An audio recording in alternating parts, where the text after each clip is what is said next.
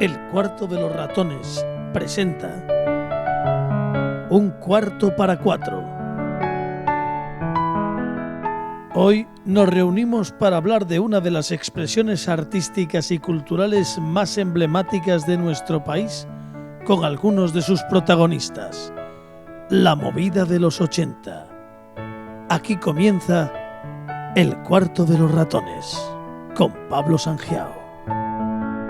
Porque no había manera de que lo probara. Vale. Me costaba, y era la cantante, una de las cantantes. Sí. El coral, joder. Es que también le preguntaste a las provincias, cuando no se saben las provincias. Hombre, yo le dije, ¿puedes decir las provincias españolas? Si llego a decir lo de los ríos es más jodido, porque todos sabemos 3 o 4, pero provincias no. Yo el de las vertientes cantábrica me los sé entero, no sé por qué me aprendí los de la vertiente cantábrica. A mí me hace mucha gracia en la tele porque de repente cuenta hasta 10 para probar el micro. Y yo no, ¿cómo cuenta hasta 10? Yo, hola, ¿qué tal? ¿Cómo estáis arriba? Pues yo estoy aquí, suelo utilizar este tonito de voz y no sé qué, no sé cuánto. ¿Qué conto de 7? Los saludo.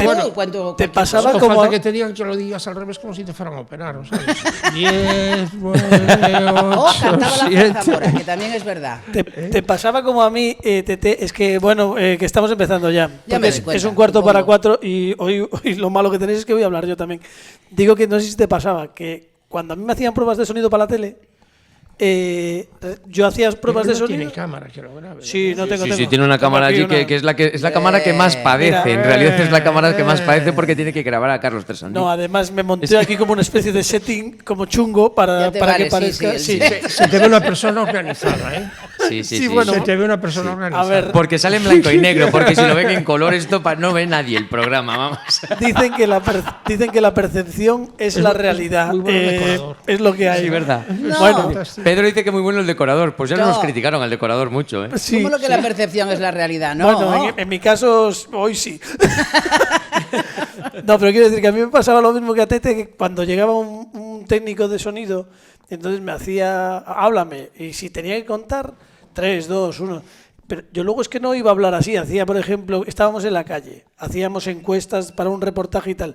No, es que no voy a hablar así. Joder, es que luego te tengo que bajar. Bueno, pues entonces vamos a hacer la prueba con el tono de voz que voy a usar para con el tono, claro, claro. porque si no luego va a pasar lo mismo. Pero no estamos aquí para hablar de televisión ni nada. Estamos Pero aquí... también podemos hablar de televisión. Bueno, pues se puede hablar de televisión. Bueno. Estamos aquí ¿Cómo porque se llamaba el mejor programa de televisión? Estamos aquí porque esta gente es muy mayor. ¿Cómo se llamó el de... A ver, hay que reconocer que parte de la movida empezó con la televisión. A tumba Ahí Berta. está. A tumba Berta. A tumba Berta. Sí, A señor. tumba O la Berta. bola de cristal. O la bola de cristal. Sí, pero en Galicia hablamos de la movida en general o la de Vigo. ¿Qué quieres? Bueno, Venga, vamos a empezar no, por la de Vigo y después la abrimos. Vale, venga. Venga, qué coño, que es la importante, ¿no? A tumba Que empiece Berta. Pedro, que es mayor que yo. ¿Cómo empezó? ¿Cómo viviste eso, Pedro? O sea, Vigo siempre tuvo movida. Otra cosa es que se reconociese desde fuera, ¿no? Desde los afueras, ¿no? Pero siempre fue una ciudad con mogollón, como toda buena ciudad fronteriza, ¿no? Con mogollón de cultura, había mogollón de garitos donde podías tocar, había muchas familias de bandas. Bueno, había básicamente 2, ¿no? Los rockeros, blueseros, Siniestro, Resentidos, que ensayaban todos en el mismo local, y los popis, que éramos básicamente semen, up y golpes, ¿no? Esas fueron las 2 grandes familias, pero creo que empezó por una movida que se hizo a nivel concello, que fue lo de la Universidad Popular. Cuando la Universidad Popular dejó de ser una universidad popular y pasó a ser una universidad popera, donde teníamos un sitio para hacer maquetas y nos empezamos a encontrar todos allí. Yo creo que ahí fue donde empezó realmente donde se forjó, donde la movida empezó a hacerse un poquito mayor en Vigo. Y a nivel general, ¿dónde diríais? Hay muchos teóricos y se han escrito libros y muchísimas, pero a nivel general, vosotros que la vivisteis un poco, aunque fueseis algunos más pequeños, explosionar, ¿cuándo empezasteis? Esa es la palabra. Explosionar, Vamos a ver. ¿no? ¿Cuándo empezó? Cuando murió Paco. Claro. Cuando murió Paco, de Hombre, ya. repente Había, o sea, claro, yo creo que lo generó todo, que había un germen en Pero vivo, bueno, que había un germen en todas se muere la paca, pero, Sí, la paca. pero supongo que tendrá que haber unas circunstancias o unas ganas o... No, eso o- ya lo había, eso es lo que acaba de contar Pedro también. Eso ya había ganas y ya había germen y ya había gente con ganas de hacer Sí, cosas, sí, pero de había. momento se muere este tipo y de repente yo lo recuerdo vivirlo desde Porriño, que era muy distinto Claro, los de Vigo, que cuando Sí. veníamos los de Porriño, que como no veníamos a lo mejor tan puestos me refiero a la ropa, éramos... Bueno, uy, estos de Porriño, era un poco Semen tal. Up siempre tuvo mucha conexión con Porriño. Ahí tengo Bueno, que Semen decirlo. Up sí. Y siempre Semen iban Up puestos. sí, que hasta hubo ahí un... Siempre iban puestos. Íbamos guapísimos. No, pero- Siempre guapísimos. O sea, yo me acuerdo, por ejemplo, en Porrillo hubo como 10 bandas en los 80 de Porrillo. Fue morirse Paco y claro que la gente tenía inquietudes y cosas, pero de repente es como si se abrían las puertas del Toril o las compresas de una presa fue- y yo, ¡bueh! Puedo hacer una pregunta muy poco popular. ¿Cuánta mierda salió en la movida que no se hubiese aceptado si no hubiese sido la movida? Ah, no Bueno, sé, supongo. La movida para mí fue decir, todos los- nuestro mayo del 68. Perfecto. Para mí, la movida, ¿no? O sea, pasó unos años después de que desapareció la bestia, porque hubo que recibir. No nos lo creíamos al principio. No. O sea, quiero decirte, yo me acuerdo de estar ensayando con la Traviesas Big Bang y estar tomando un café en el 4x4 antes de meternos en el local, en disertaciones filosóficas que salíamos a tener como ¿tú quién quieres ser de mayor? ¿Sabes? Y todo, no, yo quiero ser Charlie Parker, yo quiero ser... Joder. Todos ellos apuntaban... No, muy bien, alto. bien, bien. Yo me acuerdo que siempre decía que cuando me tocaba a mí, decía, no, yo quiero que cuando alguien diga, Pedro, vea mi cara. Decía eso siempre de broma, ¿no? Joder.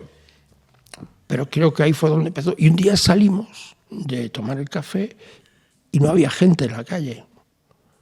Que nos sorprendió porque el 4x4 estaba en Traviesas. Ya toda acongoja zona de eso, de No había repente. gente y empezamos a... ¿Qué pasa? ¿Qué pasa? No, hubo un golpe de Estado. Ostras. Y nosotros estábamos de hippies, bueno, hippies me refiero, era la palabra más cercana en aquel momento, que no había tribus sociales. Ni Yo nada. tuve un poquito de época hippie. No, todo, hippie sí. única. Yo creo Bueno, en que- aquel momento yo creo hippie que era todo. cualquier cosa que se fuese de madre, ¿no? Cualquier cosa que no tuviera un look militar, más o menos, era agrata. Es que el look militar suele ser muy elegante, ¿eh? Sí, mírame. Ya. Mírame. A ver, Hoy aquí vamos a hablar de esas épocas. Volví a es cierto que además, y eso se comenta siempre, que lo del ruido de sables, el miedo a ver qué pasaba, supongo que durante unos años, desde que murió hasta, ya no hablo del golpe de Date Estado, cuenta pero sí que que la eso- primera década, a lo mejor hasta el 85, todo el mundo es normal que dijese, bueno, ¿cuándo van a tirar la tapia No, y no, van es que a eso terminar la eso fiesta? pasó a los pocos años de irse de la bestia, ¿no? De desaparecer el Pues, señor. 81. Yo tenía 10 años cuando se fue. Entra mi madre en la habitación y dice, Teteña, mira que hoy no tenéis clase, que se murió Franco. Y dije, ah, vale, y me di media vuelta. Tenía 10 años, para mí era un señor mayor que estaba ahí. No me había enterado de nada, pero luego ya aprendí a odiarlo con criterio. conocimiento de causa. Con criterio. Y de verdad que para mí, esa explosión que siempre cuento, que cuando fueron los 80, de repente había 4.000 tribus urbanas diferentes, o se fraguaban por lo menos. Ahora no hay, ahora por ejemplo no hay. Ahora esa es otra manera, pero de repente la gente se expresaba con cierta música diferente, con un atuendo diferente. No, con- salir de casa ya se expresaba. Salían Ya los mil veía. fanzines. pero ¿cómo es ahora? ¿Cómo ve alguien que vivió la movida? ¿Cómo es ahora? Ahora es más acomodaticio todo. Yo veo que hay como menos ganas de moverse y a lo Sí, mejor un hay poquito, más sí, crisis y la gente... O sea, igual es un poco cutre lo que voy a decir, es como un poquito más de consumo, ¿no? Quiero decirte, antes realmente Sí. era un movimiento sin una raíz clara, simplemente explosionó, cada uno en su dirección. Y Por Dios, sí, no sé qué tanto por ciento de música de reggaetón se escucha ahora, por favor, que es la gran mayoría de la gente escucha reggaetón. No. Entonces, para encontrarte otro hueco, pues es más difícil también. Pero en aquel momento todo el mundo tenía muchísimas cosas que contar y que decir. Y y hay muchas canciones que hoy en día tú las escuchas y dices... Uy, coño, y yo en aquel momento no las veía con maldad ni con malicia, ni que fueran a ofender a nadie. Era como, Bueno, voy a decir la barbaridad más gorda que se me ocurra y la para mí, canto. Tete, lo único bueno del reggaetón es que no sacó parte del estigma Semen Up con los textos. De hecho, si nosotros éramos gamberros, de si hecho, nosotros éramos un poco... Sí, hombre, eso ya os veía, que os iba a ver a todas partes. De hecho, No, si no. escuchas Semen Up con reggaetón, igual Semen Up parece un grupo infantil, ¿eh? en algunas ocasiones. No, por eso digo. Ay, no quiero esa mezcla, no Pues quiero. mira, A nosotros nos censuraban, yo tengo visto padres pegar a los hijos por saberse la letra de una de nuestras canciones. de eso tenemos que hablar de la censura. Digo que a mí es una... Hostia, lo estás haciendo muy bien, y mientras yo me concentro, chupar más adentro que ya llega el momento. Hostia, nosotros nos tiene dicho el director de la SER, Rafael Rever, ¿te acuerdas de Rever? Rafael Rever, de la SER. hombre, claro, el capo. Sí.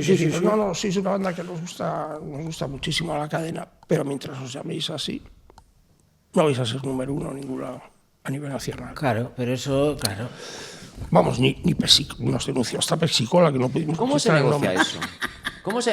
Me refiero, ¿no hay un momento que dices, hostia, cambiamos el nombre que va a ser más productivo? Porque hoy por hoy probablemente se cambiaría el nombre ya al momento y dices, ¿cuánto se lo hubiera puesto ni un momento? Quizás una de las características de la movida es, no sé si era la inconsciencia o que éramos más valientes, pero esas cosas no te cortaban. Creías en ellas y las hacías. Es un momento idealista, básicamente. Es que éramos idealistas porque nosotros veníamos, como bien dice Tete, veníamos de donde veníamos. Toda la vasca, nuestra infancia precisamente no fue... O sea, decían que eras libre porque que nosotros teníamos una constitución y las leyes fundamentales, y tú te lo creías porque como todo lo decides comparando, y como no tenías con qué comparar... No. Pues dabas por bueno eso, hasta que te empezaban a entrar los grises en el Instituto de Arte de Fogonazos. Empezabas a decir que algo no cuadraba. Pero eso fue la movida de los 70, ¿no? De mediados de los 70, que fue más política. La movida fue una cosa más social, más... Pero a lo mejor fue el germen, en lo que no ve la gente es que a lo mejor lo que produjo todo eso fue todo, de alguna manera, el miedo que vivíais o que se vivía en aquel momento, porque tiene que ser miedo, que si pueden entrar los grises a no sé qué, el miedo es como casi clandestinidad para hacer cosas. A ver, es que el miedo es una emoción que viene cuando no conoces lo que hay enfrente, las cosas, ¿no? Pero cuando no las conoces, tampoco tienes mucho temor, porque realmente... Quizás si pudiéramos definir para los que vivimos esos años, para mí era todo nuevo, era todo fantástico, no había detrás horrores. Dejabas los horrores. Una de las frases que se podía hacer, ¡hostia, se puede! Se puede, claro. Y todo el mundo a soltar todas las cosas que tenía en la cabeza y en el corazón, y había muchas ganas de juerga. Había. Sí. Y desatada. De crear. O sea, si tú escuchas ahora grupos como Parálisis Permanente o grupos de esos, musicalmente te cuesta. Igual, ¿sabes? Decir, te voy a disfrutar de esto, ¿no? Bueno, es como cuando escuchas, yo qué sé... Cuando escuchas Sé que la mataré de Loquillo. Sí. Dices, ¿cómo? Pero Eso es violencia de género y tal, pero en aquel momento a mí no se me pasaba o las tetas de mi novia o matajitos en las tías. Yo no me imaginaba yendo a las tías a matar a nadie. A mí me hacía gracia. Y no pensabas lo que significa ahora. No teníamos la perspectiva. No sé si no teníamos la perspectiva de ninguna manera. Pero jova, no sé, y no nos pasamos. Quiero decir, yo tengo una teoría que no sé si es cierta. Sobre todo cuando hablamos de la mataré de Loquillo. De hecho, hace unos meses me invitaron a hablar de los límites del humor, un programa de la tele, estas cosas tan que en el fondo me dan un poco de pereza. Pero yo creo que no debemos olvidar que las canciones no dejan de ser obras de ficción. Ya sé que luego implica pero a través de la ficción esto normalizas también, ¿sabes? Sí, y eso también son fotos de realidades que vives. Bueno, también es cierto que... Pero yo lo pregunto a nivel inteligencia emocional incluso. Negar realidades no significa tampoco no tener a lo mejor las armas o tener el aprendizaje para poder combatirla y saber que porque no estamos en una época de negar muchas realidades. Es ahora como que mismo, si no vemos no está. Pues yo no creo que en aquella época se negaran realidades, se dibujaban realidades que no conocíamos posiblemente. Para mi forma de verlo, quiero decirte. En todo caso, lo que escapábamos era de aquella realidad que vivimos durante una época. A ver, yo te puedo contar perdona, Pedro. Sí. Yo te puedo contar una cosa, por ejemplo. Yo antes de empezar a venir por Vigo y a ver la movida y todo el rollo, en Porriño había un gay. Sí, que claro. No ocultaba que fuera gay. Probablemente hubiera 200 millones de gays en Porriño. Sí, pero el único que no lo ocultaba era un chico fabuloso, se llamaba Jorge Pino. Jorge Pino era el gay de Porriño. Y de repente vienes a Vigo y te das cuenta de otra realidad, que es la realidad que tú no estabas viendo, que hay mogollón, incluso ahora ya te das cuenta de que de aquella ya lo había, pero ahora ya se tiene nombre, de que había mogollón de identidades de género y que la gente iba vestida como le diera la gana. Lo que había eran unas ganas de juerga muy grandes y de expresar y de soltarse y de decir burradas. Pero ahora mismo no estamos demasiado preocupados, que a lo mejor es lo que tenía aquella época, que yo creo que eso también es importante, que ahora mismo es como que lo que tú dices, antes había mogollón de identidades de género que se vivieron en una explosión y que la gente se lo pasó muy bien. Ahora de repente tú tienes, yo lo tengo dicho así, que tú sales una noche, yo salgo una noche y me beso con un tipo y lo normal es que llegue a casa preguntándome, ¿y ahora qué soy? Ahora soy heterocurioso, soy bisexual, porque parece que tienen esta necesidad que no habían o yo no la veía en los 80. No, pero también te estabas perdiendo un montón de realidades que no entendías. Yo de repente veo a un chico, por ejemplo, el otro día en el tren, que yo me sigo sorprendiendo al ver ciertas cosas, pero me parecen todas muy bien. Lo miro así de filón y ya está. Un chico total y absolutamente normal, no se sabe si es gay o no, que parecía una señora. Tenía pues dos ¿cómo se llama? 2 perlas aquí, un pendiente así de bolas de gargantilla y el tipo tan pancho. Y dije yo, me parece muy bien que vaya tan pancho, pero no necesito meterle en una caja, pero decía, joder, bueno, pues va así, pero luego hay... No sé, que hay cosas que todavía me desconciertan y está bien saber, mira, hay estos, y luego ya vívelo, ¿sabes? Vívelo, pero que se sepa que hay un montón de identidades de género distintas y que hay gente que no se identifica con nada, que se llaman no binarios. Pero yo tengo la sensación, pero es mi criterio como persona, que buscamos antes la etiqueta que la vivencia. Pero eso es porque nos resulta más fácil meter a la gente en cajitas, porque nos asusta mucho no entender. Y entonces si le ponemos una etiqueta y una cajita, ya parece que nos es más fácil. Sí, o de aceptarlo o de odiarlo incluso. Porque Bueno, a veces pero no, es verdad, ¿eh? Pero ya lo pones en una cajita, yo creo que a ti te sirve para tu cabeza. Yo creo que nos olvidamos de dejar vivir, ¿Sí? que es un poco lo que pasaba, o es la impresión que a mí me da. Yo también, de los 80 tardíos, sinceramente ya 90. Creo que en los 80 ese estigma no nos preocupaba un carajo. Por eso. Nada. Es que es eso. A eso iba. Nada. Es a lo que íbamos. Es que eso iba. Antes no te preocupabas de qué era. Da igual, yo soy esto. Y a nadie le importaba. Ni siquiera tenías que establecerlo. No, yo sí. Quiero decir, por eso lo eras. Yo estaba en el camerino con mogollón de gente y no tenía miedo a proteger mis cositas. ¿Y aquí qué me importa con quién te Eso acuestes? no es en tu programa. Un Tino Casal nunca se tuvo que justificar. A eso Yo iba. con Tino, de que tengo salido a cenar de noche, con Tino, con la Fanny McNamara. Joder, tío, qué envidia. ¿Qué cosas haces? Si esto nos lo contó en su programa y decía, ¿y este hombre por qué no lo paran por Vigo y lo saluda a todo el mundo? Y luego dijimos, no la agobia a la gente por la calle, ¿verdad? Que lo único que nos pasaba era que a veces nos ponían biombos en el restaurante para no molestar a los de al lado. Pero por no lo que sea. No, porque a veces tardaba en venir y empezabas con una amiguita de pan, ping, ping, ¿no? Y luego había el típico que iba de fino y pedía melón con jamón, pero teníamos el que iba en contra, que decía, yo, sandía con chorizo. Que a veces era simplemente por fastidiar o por hacerse el travieso un poquito. Entonces, claro, estabas ahí y uno tirando una amiguita de pan y otro tenía un trozo de sandía inmenso y ya te picaba. Y cogías 2 litros de sandía y ¡pac! Y si no la tirabas bien, le iba a la mesa al lado. Entonces, bueno, no os importa si os ponemos un guión. que sois muy traviesos.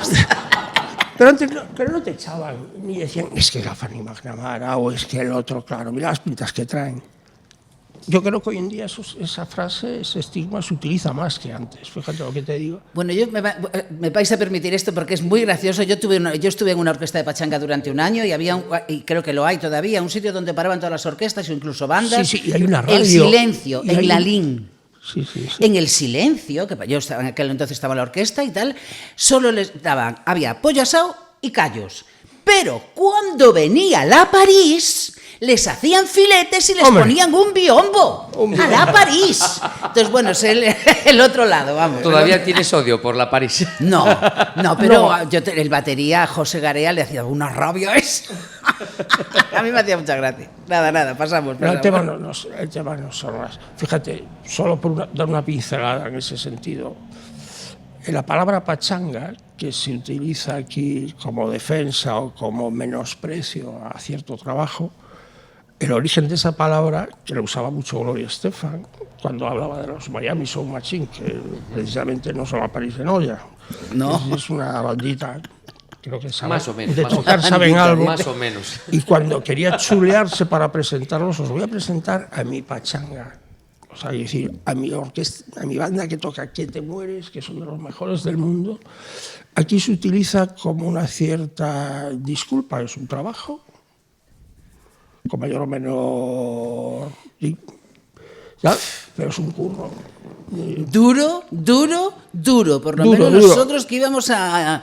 Yo seguía llamando al escenario, pero vamos, aquello no eran ni palcos muchas veces, no teníamos No, ni era camión ni nada. Palco era Dos furgonetas, una la que desechó la orquesta Compostela, que ya podía estar hecha polvo, y otra que me acuerdo que eran 3 sitios detrás y al que le tocara el medio le tocaba el hierro.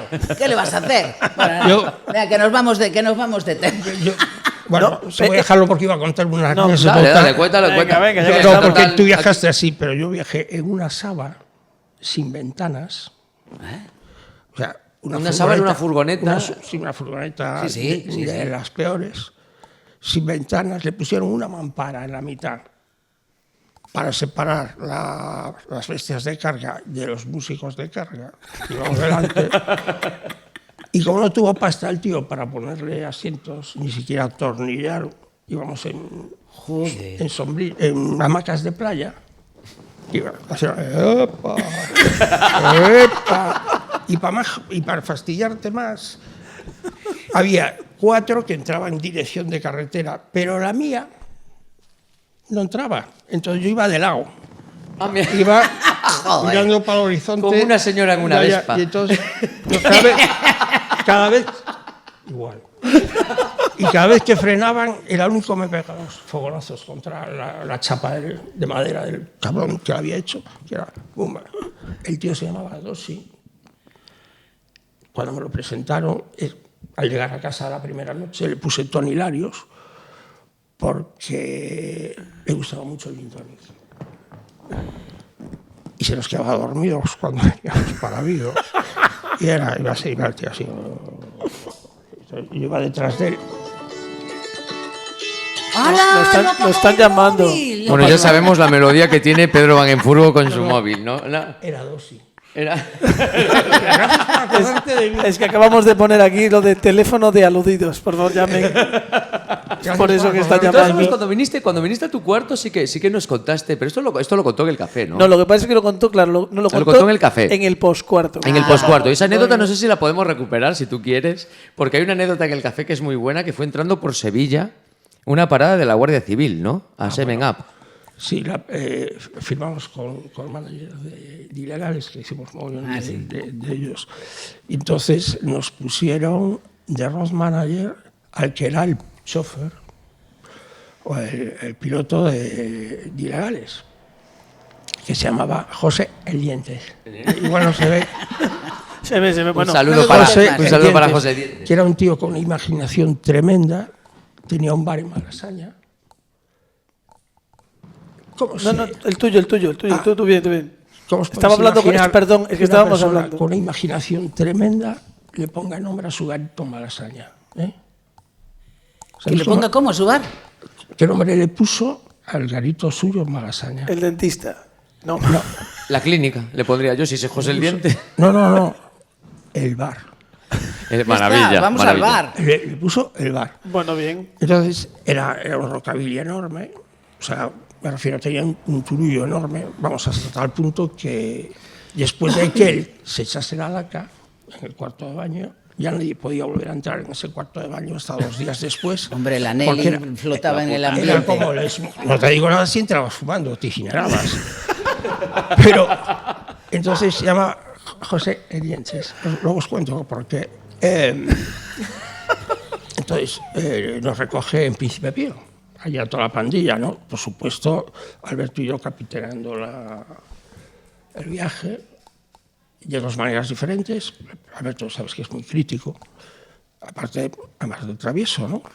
Sí. Y entonces montamos y nos dice, lo vemos y, hombre, El anterior que nos había puesto la anterior oficina, que tuvimos muchísima vergüenza, es un tic-tac pequeñito, ¿cómo se llama? Que nos pone un road manager que parecía un señor muy raro, ¿no? Y tocábamos en Oviedo. Y salimos de Madrid y el tío iba con una libretita muy pequeñita, ¿no?, detrás de la rula. Y era, ¿tú eres? Y yo soy Pedro. ¿Y tocas? La guitarra. Entonces, así llegamos a León y ya la quinta vez que te preguntaba, ¿tú eres? Y yo soy Pedro. Él, guitarrista, ¿no? Pero cuando llegamos al bolo, de repente estamos en el escenario y aparece un señor con una bata blanca, como si fuera de un laboratorio, o un farmacéutico o algo así. Sí. O un dentista. Y entonces viene Jorge Legales y dice, ¡hostia! ¿Quién es ese Hicho? Bueno, Hicho diría un tío de Vigo, ¿no? ¿Quién es ese pavo? Y tú es una vergüenza de la... ¿Quién es? Hostia.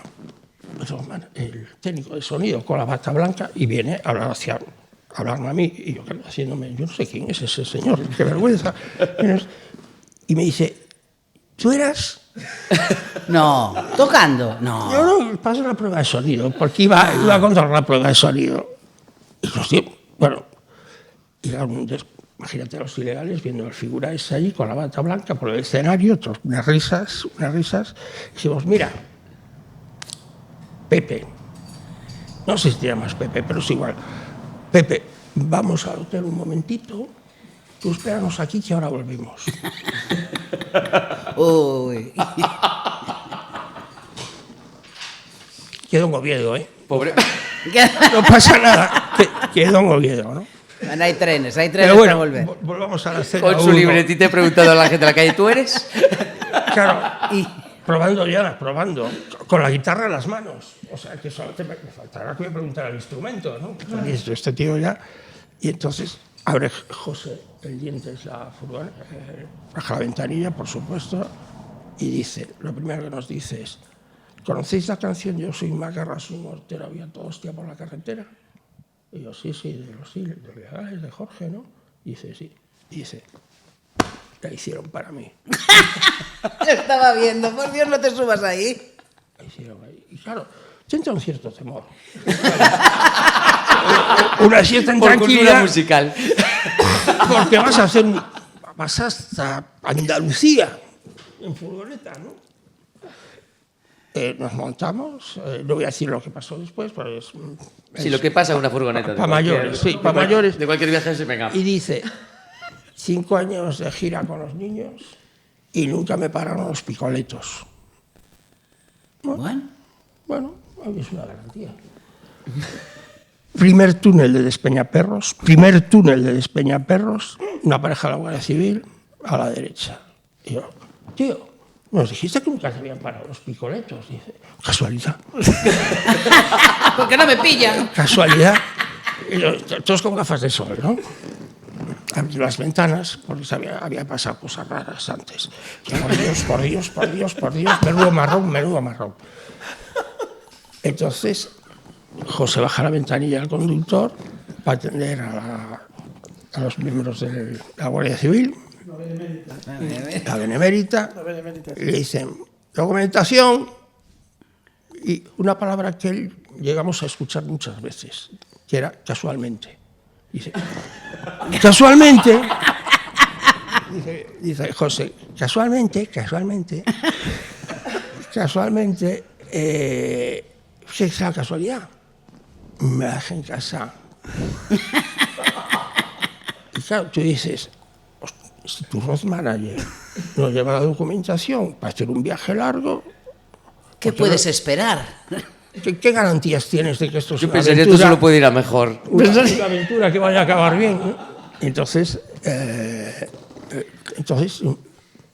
primer síntoma, bajas un poquito las gafas de sol, no vaya a ser que sea el color de los cristales, y atiendes a la conversación y dice, el guardia civil dice, nada que lo identifique. Y casualmente llevo todo lo que me identifica en la misma cartera. Basta una cierta lógica. Dice, documentación del coche.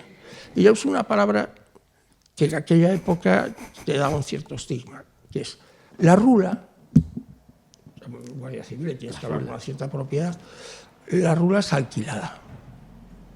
Y dice, documentación del alquiler. Dice, fíjese usted que casualmente ya tengo la cartera.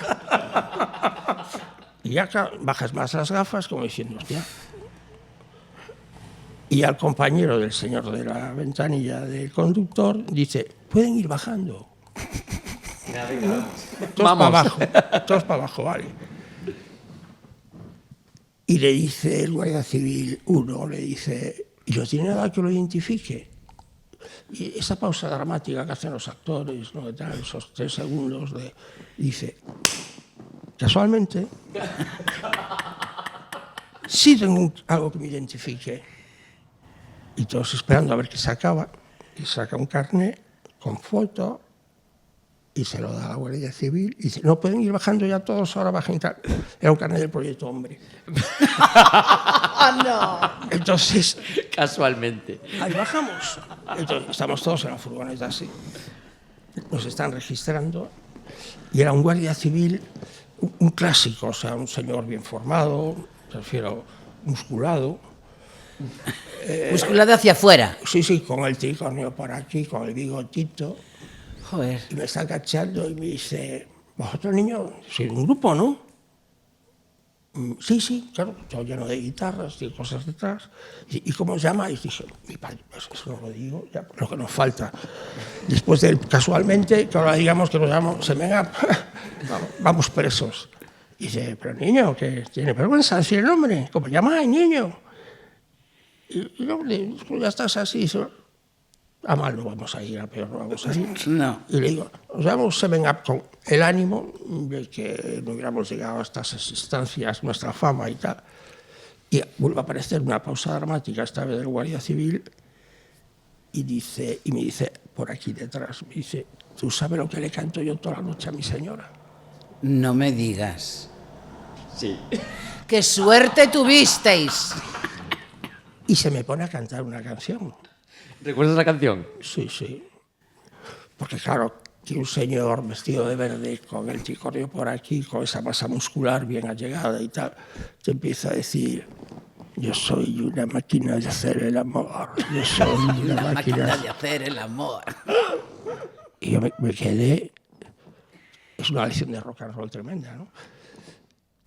Y entonces ya se desinhibe él y le dice a Manolo, que era el compañero 2, le dice, Manolo, saca la cámara de hacer una foto, que me voy a hacer una foto con los niños. Dice, ¿dónde tocáis, chavales? En Sevilla, en la Plaza de Toro. Hasta ahí uno con nosotros. Hostia, y es el primer turno del Peñaperros. Pues escoltando la Guardia Civil. Cuidado, pues si esta anécdota la cuenta el Dientes mejora mucho, porque yo entré por Sevilla, escoltado por la Guardia Civil con el carnet de Proyecto Hombre. Es mejor la del Dientes, ¿eh? Bueno, la del Dientes, ahora, si unéis, ya sabéis por qué le llamaban el Dientes. Sí, un poco sí. Así. Era simpaticísimo. ¿Tú tuviste momentos así con la...? Porque supongo que en aquella época que te pararse... Joder, si la Guardia Civil ya impone en estos momentos... Supongo que cuando veníais de una época del franquismo, que todavía supongo que tendría ese peso en la Guardia Civil, durante unos años sentíais el miedo, ¿no? O sentíais este rollo de no son de fiar o nos la estamos jugando. No. Bueno, pero ¿cómo que durante unos años? Pero si aún... A ver... Aún colea. No, pero es lo que digo, que si aún colea eso. Pero si hoy todavía le tenemos esto, digo cómo serían los primeros 5 años, sí, es lo que claro, digo. claro, que porque tenía que ser que te pase esto con una furgoneta del grupo. Sí, pero estamos hablando ya del año 86, 10 años después de los funerales. Bueno, hubo gente que en 20 años no se enteró que se había muerto la paca, ¿eh? También Yo tenía 21, ya tenía un poco más de alguno que cree que está hoy vivo. en día Está vivo. Hay gente que lo venera. En 20, dice. A mí, ¿sabes por ejemplo, lo que me hizo decir, coño, a ver si me voy... Porque me encantaba cantar. Cuando pusieron en octavo de GB clases de guitarra en el colegio, yo dije, coño, pues así voy a aprender la guitarra y así yo voy cantando por ahí toda la historia. Pero no, lo que es no salir mucho, porque Vigo quedaba lejos de Porriño en aquellos años. Era, vamos a Vigo, ostras, vamos a Vigo. No era, vamos hasta Vigo y tal. Entonces, yo no creía que yo pudiera montar ni dedicarme al espectáculo, ni cantar en ningún grupo, ni ninguna historia, ninguna banda, ni nada. Y de repente veo a Siniestro Total en Aplauso. Y creo que fue aquella actuación, es que pasaban hasta de los micros, hacían esto. Sí. Para adelante y para atrás seguían cantando y daba igual, o sea, pasaban hasta de los playbacks y dije yo, coño, pero si son de aquí al lado, hostia, a ver si yo voy a poder, ¿sabes? Fue lo primero que ver a Siniestro en Aplauso, dijo, a ver, o sea, se ampliaban los horizontes mogollón. ¿Y cómo se abre ese movimiento? Tienes que tener mucha jeta, ¿tú qué haces? Te pillas un bus, te vienes a Vigo y te metes en la movida viguesa, ¿cómo se entra ahí? No, nosotros llegábamos en manada, por Dios, nosotros llegábamos los de Porriño, llegamos varios coches a la vez. Que Tete fue la primera miembro femenina de Semen Up. Algo así. No, yo tengo recuerdos de ir Alberto, Tete y yo los tres a Santiago, en la furgoneta, en el Arco Milenario, que llamamos a la Rula. Y, esa furgoneta. Sí, la que te compraste la sin furgoneta. Carnet. Sí. La que te compraste sin carnet. El Halcón Milenario. Pero es que en esa época, además, para alguien, o sea, vale que luego ya empecé a venir a Vigo y tal, pero de repente los grupos que a mí me molaban muchísimo, como era Semen Up, como eran Siniestro, yo me acuerdo de ir a ver a Semen Up al Chiflos, a un bar a una discoteca de Tui. Me acuerdo de ir a veros a Arbo. Que en la discoteca de Arbo que había, que ya no sé si existe o a lo mejor todavía existe. No. Bueno, antes teníamos... Galicia era el paraíso de las bandas en invierno. Claro, cada ratito tocaban muy cerca. No, y había 30 macrodiscotecas. Claro, de repente empezaron a programar bandas de pop y de rock. Eso estaba bajo el imperio de las orquestas. Sí, total. Y de repente la movida tuvo una implantación y una dimensión social tremenda. O sea, tocábamos en Castellos bandas de Vigo todos los años y metíamos 25.000 personas. Bueno, y aquel año que ya había... Bueno, vendían anfetas en la entrada, ya que, o sea, era ya el colmo. Pabellón de las Traviesas, que nada puede sonar bien el Pabellón de las Traviesas. Imposible. Y el cartel era Siniestro Total y los Ramones. Dices, bueno, venga, aquí me voy a poder morir a gusto. Fue fantástica esa noche, por ejemplo. ¿Y te acuerdas aquella noche que se hizo una especie de hermanamiento? Que se vinieron de copas los de Madrid, vamos. Hombre. Que la Vigueles... Fue el día del tren. Fue el día de la Vigueles, sí. Es que los lunes en el Manco... Había gente de Madrid que venía a tomar copas porque había más marcha el lunes en Vigo que en Madrid. O sea, de gente de la radio, de periodistas, de tal. Una característica que tuvo la movida, envidiable quizás, muy fácil de vivir porque fue el momento histórico, que tocabas en Madrid y estaba Pedro Almodóvar, había actores, escritores, pintores, actores, músicos. Era un mismo paquete que explosionaba en la misma dirección. Sí. Fue fantástico. Entonces, claro, se creó una conexión entre la neocultura, por decirlo de alguna de las maneras, ¿no? No la cultura tradicional, ¿no? Sino una cultura totalmente creativa, porque también tenéis que pensar que en aquella época todas las generaciones que estábamos en el escenario, de actores, de actrices, de directores, de tal, no teníamos formación de ningún tipo. Claro, yo tengo una pregunta, porque siempre que hablamos de la movida, a lo mejor en principio hablamos de la movida musical, pero vosotros que la vivisteis, y sobre todo por si alguien nos está escuchando y no vivió o tiene un concepto equivocado de lo que es la época, ¿qué supuso la movida? Porque entiendo, bueno, yo lo sé, pero la movida... sobre todo en Madrid, todo el mundo sabe que no era solamente un movimiento musical, sino un movimiento artístico. Por ejemplo, aquí localmente, ¿no? En lo que es la movida viguesa, que fue otro de los grandes titulares de todos esos años, también hubo, además de la música, o conocisteis más, bueno, pues más bifurcaciones, desde el arte, el teatro, por ejemplo. Tete es más conocida como gran actriz. Me refiero para la masa de la gente. no para los amigos, que para mí siempre será una máquina musical, porque es como la conocí y luego tuvimos la fortuna de poder trabajar juntos en algunas cosas, ¿no? Pero evidentemente tienes aquí a la mayor prueba de la movida de Vigo. Pero sí que es cierto lo que dice Carlos, que a lo mejor en la parte de Vigo, igual que en Madrid, sí que conocemos a lo mejor que aunque tuviesen incursiones en la música, como Magnamara o Almodóvar o Gala o tal, que estaban... o CSEP, quiero decir que sí que sabíamos. En Vigo era como más musical, ¿no? Era como esa sensación a lo largo de los años. No solo eso, vamos a ver, yo tengo en mi casa que yo guardo una cantidad de cosas impresionantes. Bueno, esto lo voy a contar con las gafas de sol porque parece mentira hablar de la movida sin gafas de sol. Tienes que disculparme. Luego te las presto.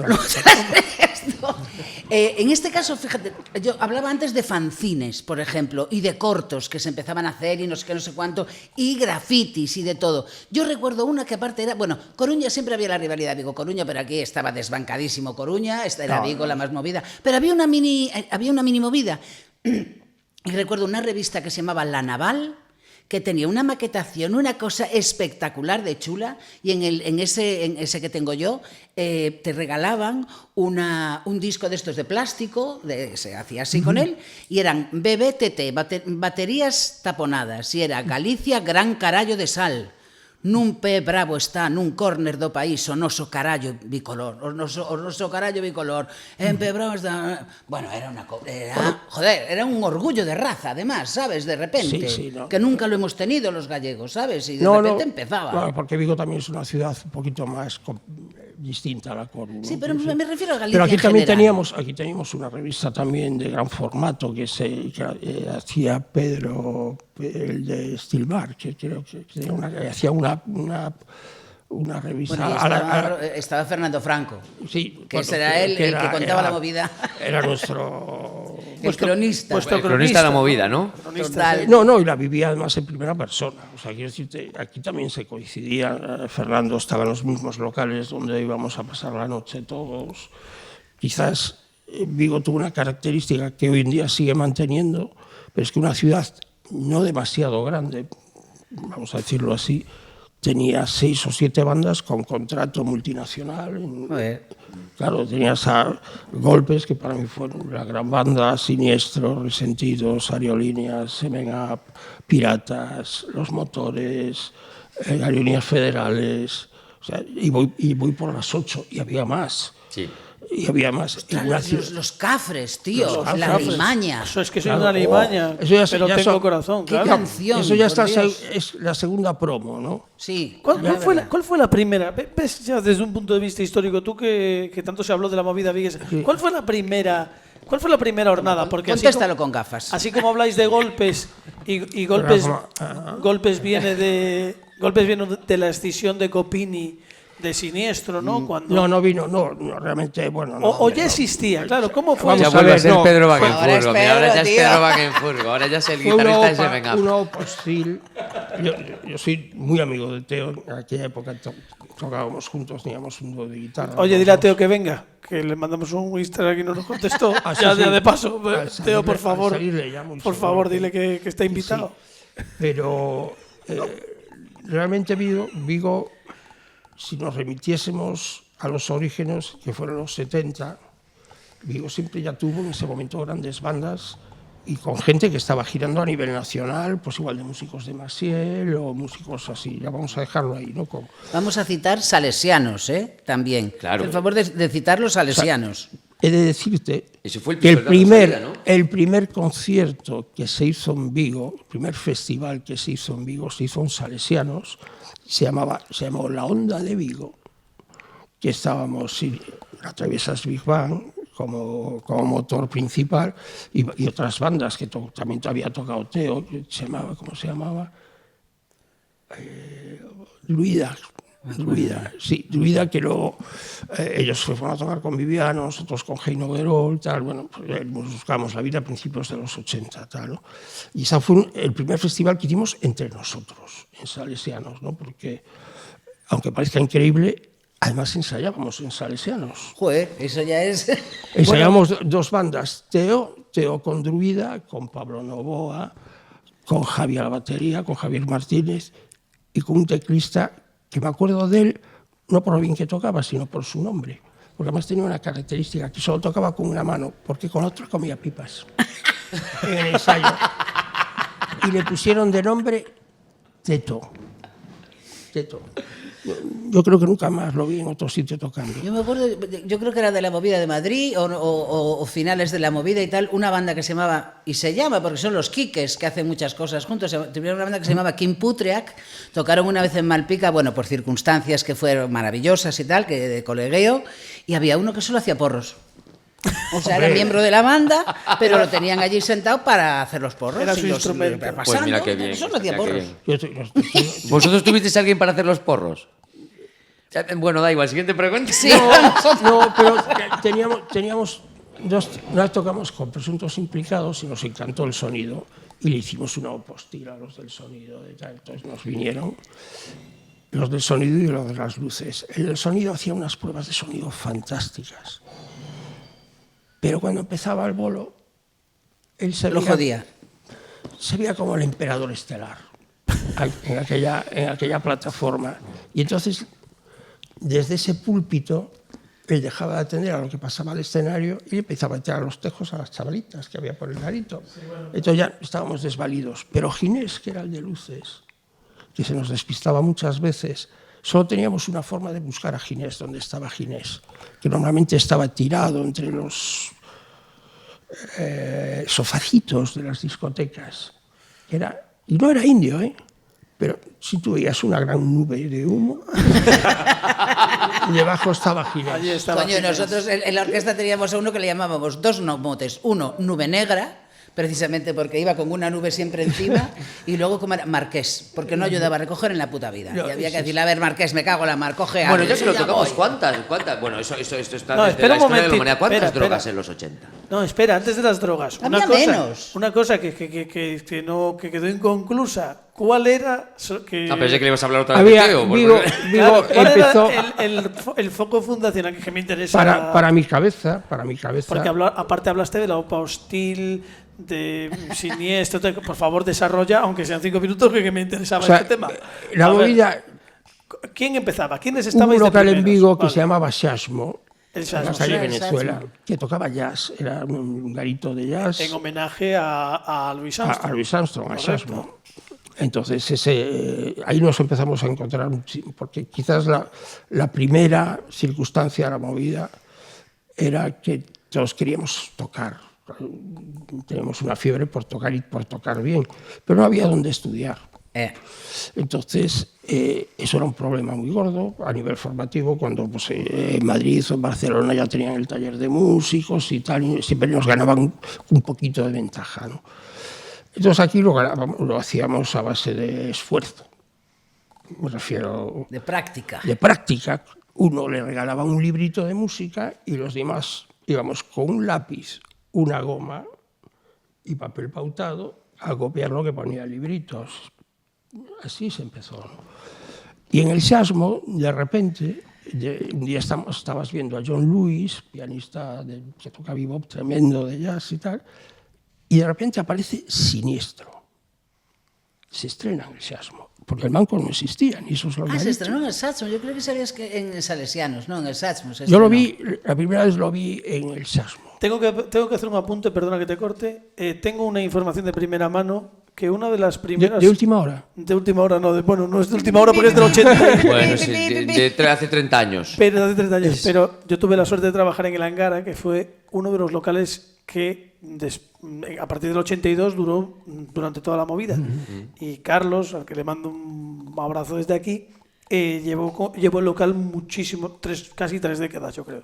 Y uno de los primeros locales, no sé si el primero, pero en aquella tournée que creo que Julián estaba moviendo la maqueta, que luego se llegó a Ordovás y todo eso, uno también de los primeros locales en los que tocaron Siniestro, no sé si fue un concierto oficial o fue una especie de ensayo con público, fue también en el Angara y debió ser de la misma época, más o menos. Sí, yo creo que Angara fue de la segunda jornada. La segunda jornada, puede ser. La segunda jornada de locales, ¿no? Porque ya Golpes se estrenó en el Banco, o sea, claro. Teo y Germán, ¿no? Yo estaba tocando con Teo, todos los días tocábamos 1 hora y pico los dos, Era un ritual que teníamos, enseñábamos 2 horitas, 1 horita y media, 2 horas, y luego nos íbamos a tomar un pincho de tortilla con una caña a la antigua Rosalía Castro, del cine, cuando estaba el cine Rosalía Castro. Entonces, en una de esas conversaciones, Teo me dice, estoy haciendo una banda con, tío, no sé si lo conoces y tal, y me dice Copini, y yo recuerdo que tenía de Copini, era viéndolo en el Chasmo, con una lagartija de plástico aquí encima. Claro, nosotros íbamos todos más hip, una estética un poquito más hippie, más de la costa oeste y tal. Y entonces, he de reconocer que al principio íbamos un poco como a claro, nosotros buscando la pureza de tal, y de repente ves a... ¡Ay, ahora no! ¡Me toques la pilo! Lagartija aquí y tal. Y dices, este tío... Y Teo me dice, voy a hacer una banda con ese tío. Y digo, no te creo. Estás loco. Me estás vacilando. Esa cañita. Entonces voy a un día local de Casa de los Padres de Teo y me enseña, no mires a los ojos a la gente y malos tiempos para la lírica. 2 himnos del pop nacional, 2 himnos, o sea, 2 de las mejores canciones de la movida, salvando a Radio Tenéis que tener Futura. una sensación de vida. Vamos a ver, yo siempre digo que, bueno, Carlos Tresandi y yo tenemos una vida bastante llenita para la época que es. Pero joder, estáis en hitos de la música nacional bestias. Aquí Pedro. Bueno, no, yo disfrutaba desde abajo, pero aquí Pedro. Al salir del programa de Pedro, yo a Pedro no lo conocía. O sea, no conocías a Pedro. Conocía a Semen Up, sabía canciones de Semen Up y había tenido el disco de Espíritu 986. Fíjate. O sea, que lo conocía más de lo que yo creía. Pero al salir, yo lo primero que le dije a Carlos es: este tipo porque anda por Vigo y no lo paran. Bueno, No. Mira, yo cuando Probablemente por cómo es Pedro, cuidado, por Bueno, cómo es Pedro. pues- Pero es que estás en hitos de la música nacional importantísimos. Antes, cuando abrimos para aquí, estábamos hablando de la diferencia entre el éxito y la fama. sí, cuando bajábamos, era tú y yo que bajábamos del baño, que Sí. se puede decir. Bueno, Entonces, pero Sí, Sí, sí, fuisteis Bajan del baño, fuisteis pero rápidos, de hacer fuisteis rápidos. necesidades. No sé, esto no es como, Fueron rápidos, no es fueron como los rápidos. conciertos de los 80. Sí, hay muchas. No, cada porque uno que piense lo que Novelli, quiera. es algo que a veces parece que es algo como lo mismo y en absoluto es muy diferente, ¿no? Siempre hay cosas que pasan dentro de ti y cosas que pasan out, ¿no? Fuera de ti, ¿no? Son 2 características que la vida tiene, ¿no? Ser famoso, vas hombres, mujeres y viceversa, y vas a ser tremendamente famoso. Pero el éxito es algo personal, intransferible, te llena por los adentros y ya no necesitas que nadie te diga por la calle nada. Es más, Semen Up tiene una característica que la diferencia de muchísimas bandas, que es que hicimos 6 discos y solo en uno hay una foto de Alberto. En ninguno hay fotos de nosotros. En ninguno hay fotos. Nunca se usó una portada con fotos nuestras. De hecho, yo en algunas soy el conde duque de Síbaris, en otras soy el Pedro Rascarrasca González. Según el buen maestro de ceremonias, don Alberto Comesaña, tuviera la mosca cojonera, que también me puso, porque cuando antes de tocar con la guitarra eléctrica estaba haciendo dedos, y una mosca cojonera y tal. Bueno, pero es una característica que siempre tuvimos desde el principio, ¿no? Alberto era el motor central, lo fue siempre, era el ideólogo de la banda y nosotros éramos sus gregarios de lujo, que es una profesión de muchísima, como diría, que te satisface mucho personalmente, ¿no? Quiero decirte Eso es el éxito. Eso es el éxito. ¿Tú tienes éxito? A ver, lo mío yo lo diferencio entre popular y famosa. A mí, cuando me dicen por la calle, ¡ay, mira una famosa! Y yo, no. Yo no soy famosa, soy popular porque trabajo en algo que hace que me conozca mucha gente, pero famosa parece que me meten en Mujeres, Hombres y Viceversa, Los Grandes Hermanos, que eso es una fama efímera. Yo soy popular porque llevo desde el... 20... ¡Ay! Cumpliré los 35 dentro de nada. Años trabajando, claro. Empecé en enero del 90. Pero después de esos 35 años tienes la sensación de éxito.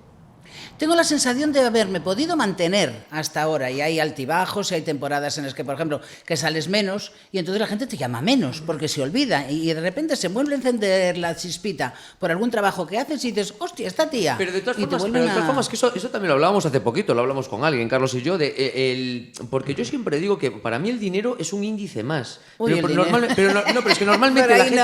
Pero me refiero, la gente cuando habla de éxito habla de eso, o viví bien, o me pude mantener, o no sé qué, pero yo, claro, cuando ves una historia, como a lo mejor la de Pedro, la tuya, y dices, hostia, pues como contó en su programa, pues el fin de semana antes de morirse Tino Casal, estábamos de copas, Magnamara, Gala, Tino Casal y yo por Madrid. Yo no puedo tanto. Yo ahí no pienso cuánta pasta ganaría en Madrid, pienso, hostia, qué pasada que salió de copas con esta gente. Bueno, perdóneme usted, Pero, señorita, tú señora tienes... que está recién casada. No, cuidado ¿Cuántos eso. capítulos Cuidado eso. ¿Cuántos capítulos eran los de la serie esta que hiciste? El Super 700 y no sé cuánto. Bueno, pues una por persona eso. que lleva 700 y pico capítulos, una serie nacional, ¿no? Sí. Hombre. No, y aparte fue un bombazo porque fue la primera serie a nivel nacional que salió directa y diaria. Y otra cosa que aprovecho para reivindicar. Yo ni ninguna mujer deberíamos, ¿cómo se llama?, clasificarnos por nuestro estado civil. Vale, Con lo perdón. cual yo tengo la camiseta y está a lavar, me cago en la mano. De las de Porriño, entre ellas Uxía, que vivan a señoras. Señoras, eso, señoras. Sí, señoras siempre. O sea, esté casado o no esté casado. Perdón. No, eso Pido no lo digo disculpas. por ti, lo digo para que se escuche bien. No definirnos por nuestro estado. O sea, depende si estamos con un hombre o no estamos. Correcto, Eso no, son señoras igualmente. pero bueno. Pero de todas formas, ¿cuántas cosas? Tú tienes que tener anécdotas como las de Pedro. Porque estás diciendo, no, como Pedro, no. Sí, Hombre, seguro como que sí. Pedro, no, coño, que Porque Pedro. aparte, Pedro. mira, siempre, esto porque soy mayor, esto yo recuerdo la sí. conversación que te dije, que tuvimos, y puedo decir esto, viniendo en el coche cuando fue tu programa, que te dije, joder, te traigo el programa a pesar de mí. Y tú me preguntaste, ¿por qué? Y me dice, joder, porque tú y yo nos conocimos en un garito, más o menos en los 90 o algo así. Pero, hombre. Y decía, y no me caías nada bien. Y tú me dijiste, yo tampoco me caería bien en esa época. Me dijiste En los tú, 90 perdona que... te no, dije no eso. fue en los 90, debió ser en el 2000 y algo así. Sí, Que no me caía bien yo en esa Fue una época. época un poco dispersa, me dijiste. Ah, pues debió de ser, claro, la de la ansiedad. Claro. Ostras, estuve 10 años mega ultra empastillada, que cuando ya por fin decidí ir a terapia, la psiquiatra fue tribanda, un análisis para ver lo que te sienta mal y lo que te jode el estómago, donde se fabrica la serotonina, que eso afecta mucho a la cabeza, Luego, psiquiatra, terapeuta, que me decía a la psiquiatra, hostia, tengo miedo cambiarle la medicación porque le dé un brote psicótico. Y mi terapeuta Concha decía, anda, no te preocupes que lo suyo va por otro lado, pero claro, si no hay tiempo, te empastillan hasta aquí arriba, a veces haces tonterías para poder tirar y entonces tu vida es un carrusel de me cago en todo. Claro. Y entonces ya de ahí salí. Entonces fue una época, pues, Por cierto, muy rápida de vivir. Ya que habláis de estas cosas y recogiendo lo que antes drogas. le corté a Pablo, claro, toda etapa de explosión como fue, y sobre todo toda etapa de desconocimiento, joder, ¿a cuántos amigos conocidos se llevó por delante aquellos años? Mira, ¿Y cómo afrontar? Ahora, a ver, echando la vista atrás y con todo lo que pasó y lo que sabéis, que a lo mejor es que tuvo que ser así. Porque la época era, quiero decir, tuvo que ser así porque las cosas pasan por lo mismo que la explosión de creatividad. Ocurre el consumo de ciertas drogas, y en este caso la heroína, que fue terrible, Ahí pegó. Ahí. vino porque fue hija de aquel tiempo, porque apareció, por lo que sea, pero bueno, forma parte de... Pero ¿sería posible la movida? No entenderíamos la movida sin las drogas. Pregunto, siendo sinceros y analizando todo desde ahora. sin el caballo sí. pregunta. Sin el caballo yo creo que sí. Pero luego, claro, te vas a Antonio Flores o te vas a grandes músicos que se metían un montón de caballo y han hecho himnos, auténticos himnos. Antonio Vega. ¿Qué dices tú? Pero mira, yo eso lo tengo muy claro. En Porriño, por ejemplo, hubo 2 oleadas muy gordas. La primera se llevó a un montón de gente y la segunda se llevó a hermanos, incluso que habían visto la desgracia que era el caballo en casa y volvieron a caer ahí. A veces el hermano sobrevivía, el hermano mayor sobrevivía y el pequeño no. Bueno, se llevó a mucha gente por delante. Porriño era ¿qué quieres? ¿Qué quieres? Era un puñetero, ahora ya no, pero era un puñetero centro de caminos. Coincidieron dos y entonces cosas, había lo que quisieras en esa época. Coincidieron dos cosas. Coincidió, por un lado, la tremenda desinformación Claro. Date cuenta que la palabra SIDA ni siquiera existía. O sea, se llamando el cáncer de los gays, el no sé qué. Al principio hasta había como una cierta distancia, entre comillas, porque si no eras gay... Claro, en los 80 ya todo el mundo se lo hacía con todo el mundo sin problema y Sí, sin sin condón problemas de ni ningún nada. Recordemos que el SIDA es una palabra que empieza a aparecer muy a finales de los 80 y Como, que empieza... no, empezó a aparecer antes, pero la palabra, el estigma apareció después. Correcto, no quiero decir, no la enfermedad, pero esto es como todo. Cuando empezó a tener un impacto social, digamos, fue ya muy terminando y ahí la década además, de los 80. Quiero decir que no sé si se conocía ni siquiera en la primera mitad de los 80. No. Era No. Lo que dice Carlos, estos daños colaterales no son necesarios, no son. No necesarios. Son. Pero sí que a lo mejor son totalmente contemplables. Porque salimos, porque de alguna manera la explosión es como que sales del yugo paterno y ahora voy a probar lo que me salga de los cojones y quiero hacer todo sin ningún criterio. Bueno, pasó en Francia. Y la falta de información, no sabes cómo también pega en ni mayo del nada. 68, una explosión febril que yo siempre comparo la movida nuestra con la revolución, no a nivel universitario, pero sí a nivel social, a nivel artístico y tal. Y luego coincidió otra cosa, que había una permisividad por el rollo político. Era mejor que fueras yonki que terrorista. Y en ciertos sitios como el País Vasco o en determinados sitios se permitía, preferían tener eso que no... Sí, de hecho se puede hacer un estudio de los consumidores por provincias, porque es cierto que a lo mejor en el país sí que está... hay en eso no lo había sitios donde pensado había nunca, sí, mucha la verdad. permisividad. Y lo que había es una falta de información tremenda. Claro, digo que aquí cabe la pena recordar aquella famosa frase de Enrique Tierno Galván, en la que decía, creo que casi textualmente, si no recuerdo mal, el que no se coloque, que se coloque y al rollo. En aquella, no sé si era en San Isidro o en el comienzo de algunas fiestas, desde el balcón. Quiero decir que también es lo que habléis, ¿no? La información era otra y la concepción era distinta. Obviamente el caballo nadie sabía, nadie podía llegar a saber, porque los estragos del caballo los vivimos los de la generación de los 90. Durante todo. No, me refiero, sí, no me expliqué mal. Obviamente lo sufrieron los 80, pero la gente que desgraciadamente sobrevivió como pudo, Sí, esos efectos duraron 2 décadas, o una década más. Quiero decir y desgraciadamente tengo amigos que trabajan en la policía y me advierten que la heroína en los últimos 2-3 años está volviendo a coger, esto es lo que me dicen y lo hablo sin alarmar ni nada, está volviendo a coger un cierto protagonismo que es cuando menos preocupante. Esa parte de la heroína tiene una circunstancia especial, que es una droga y muy privada, gente que se pega sin un daño en sí mismos, no es un arroyo social como puede pasar con la coca o con los petas y tal, ¿no? Yo creo que fue la reina de la movida, la coca.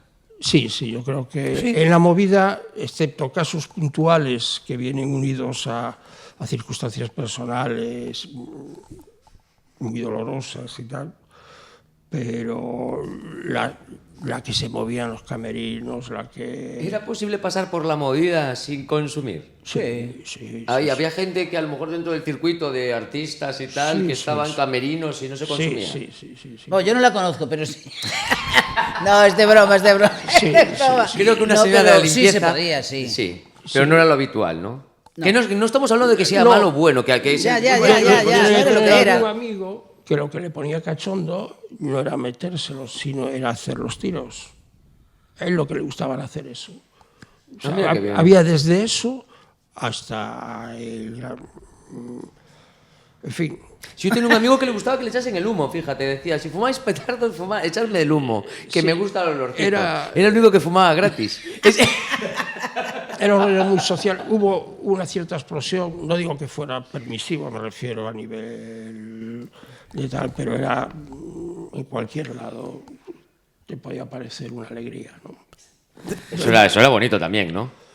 A mí me hacía mucha coña porque la gente en Madrid, cuando yo estaba trabajando por allí y tal, eres tú en tu pueblo, bueno, en tu pueblo en Galicia y no sé qué.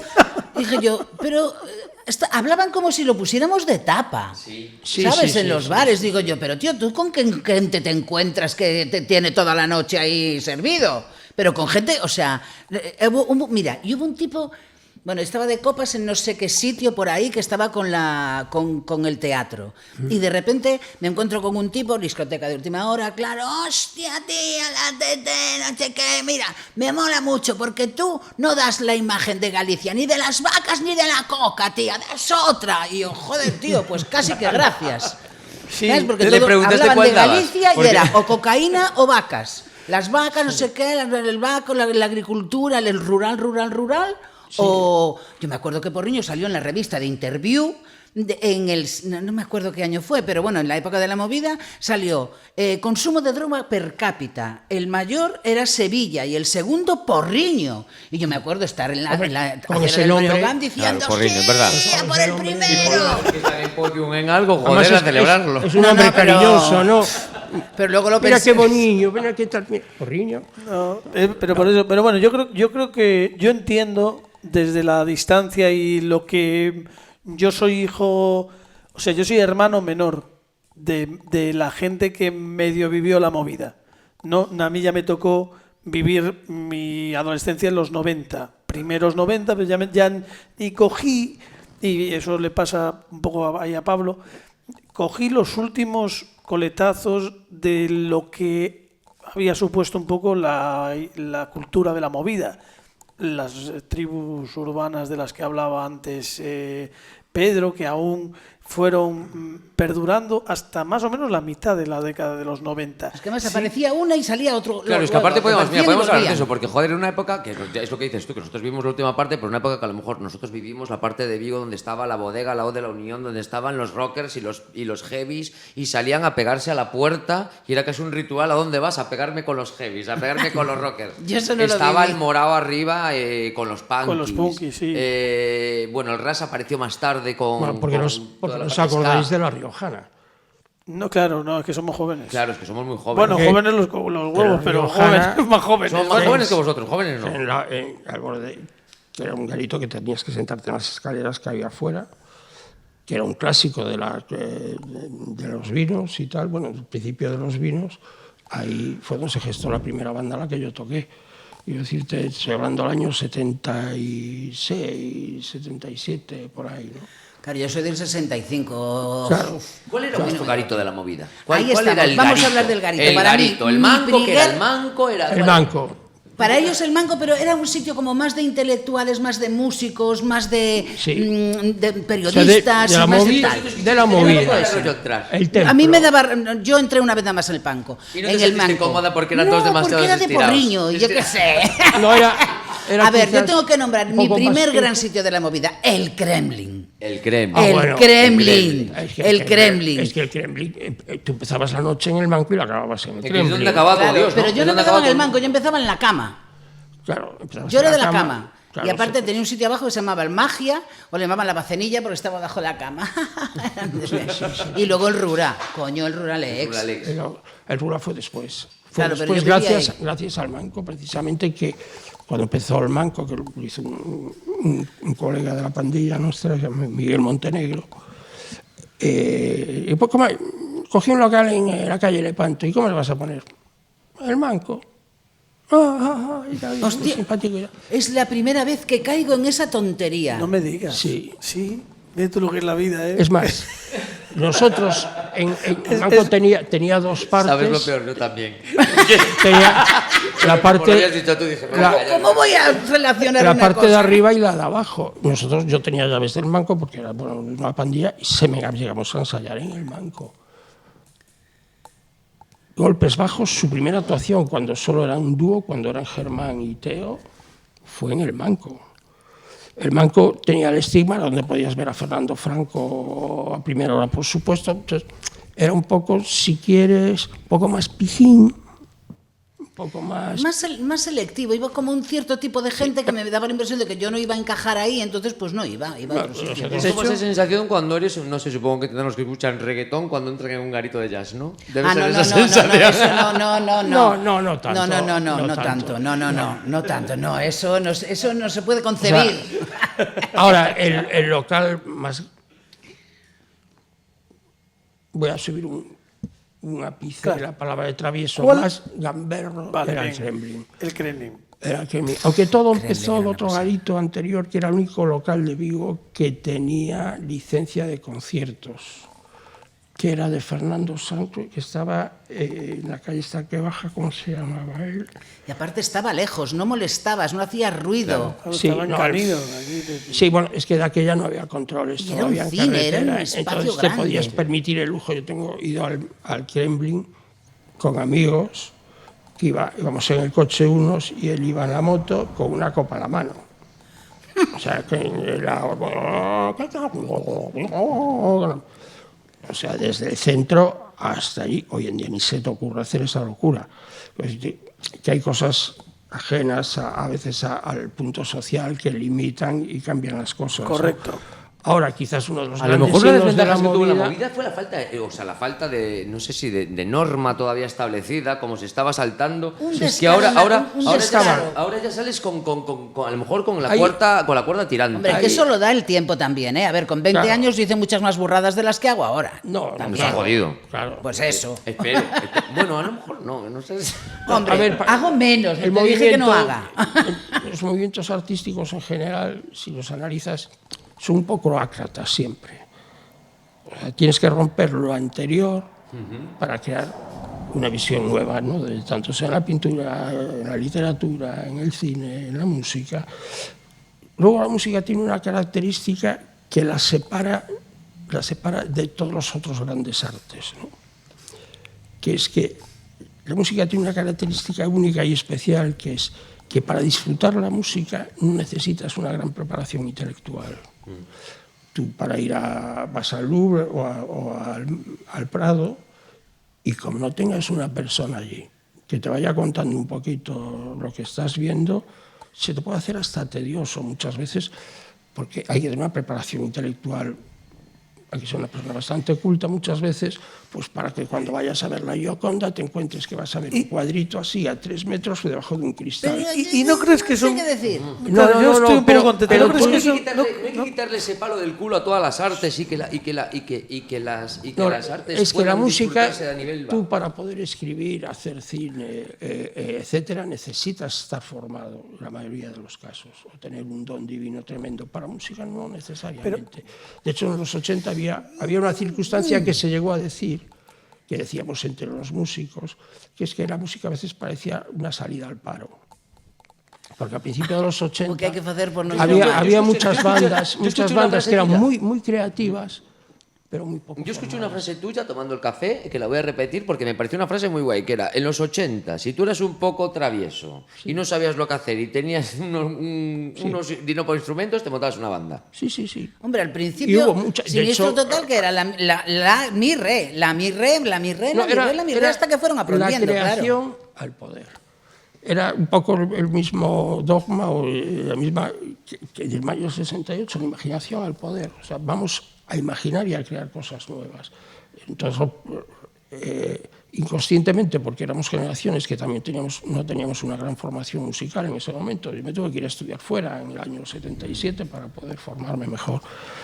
Esa misma inconsciencia te protegía. Quiero decir, te dices, bueno, creamos algo nuevo. La formación musical podría ser contraproducente, la movida. Hostia, yo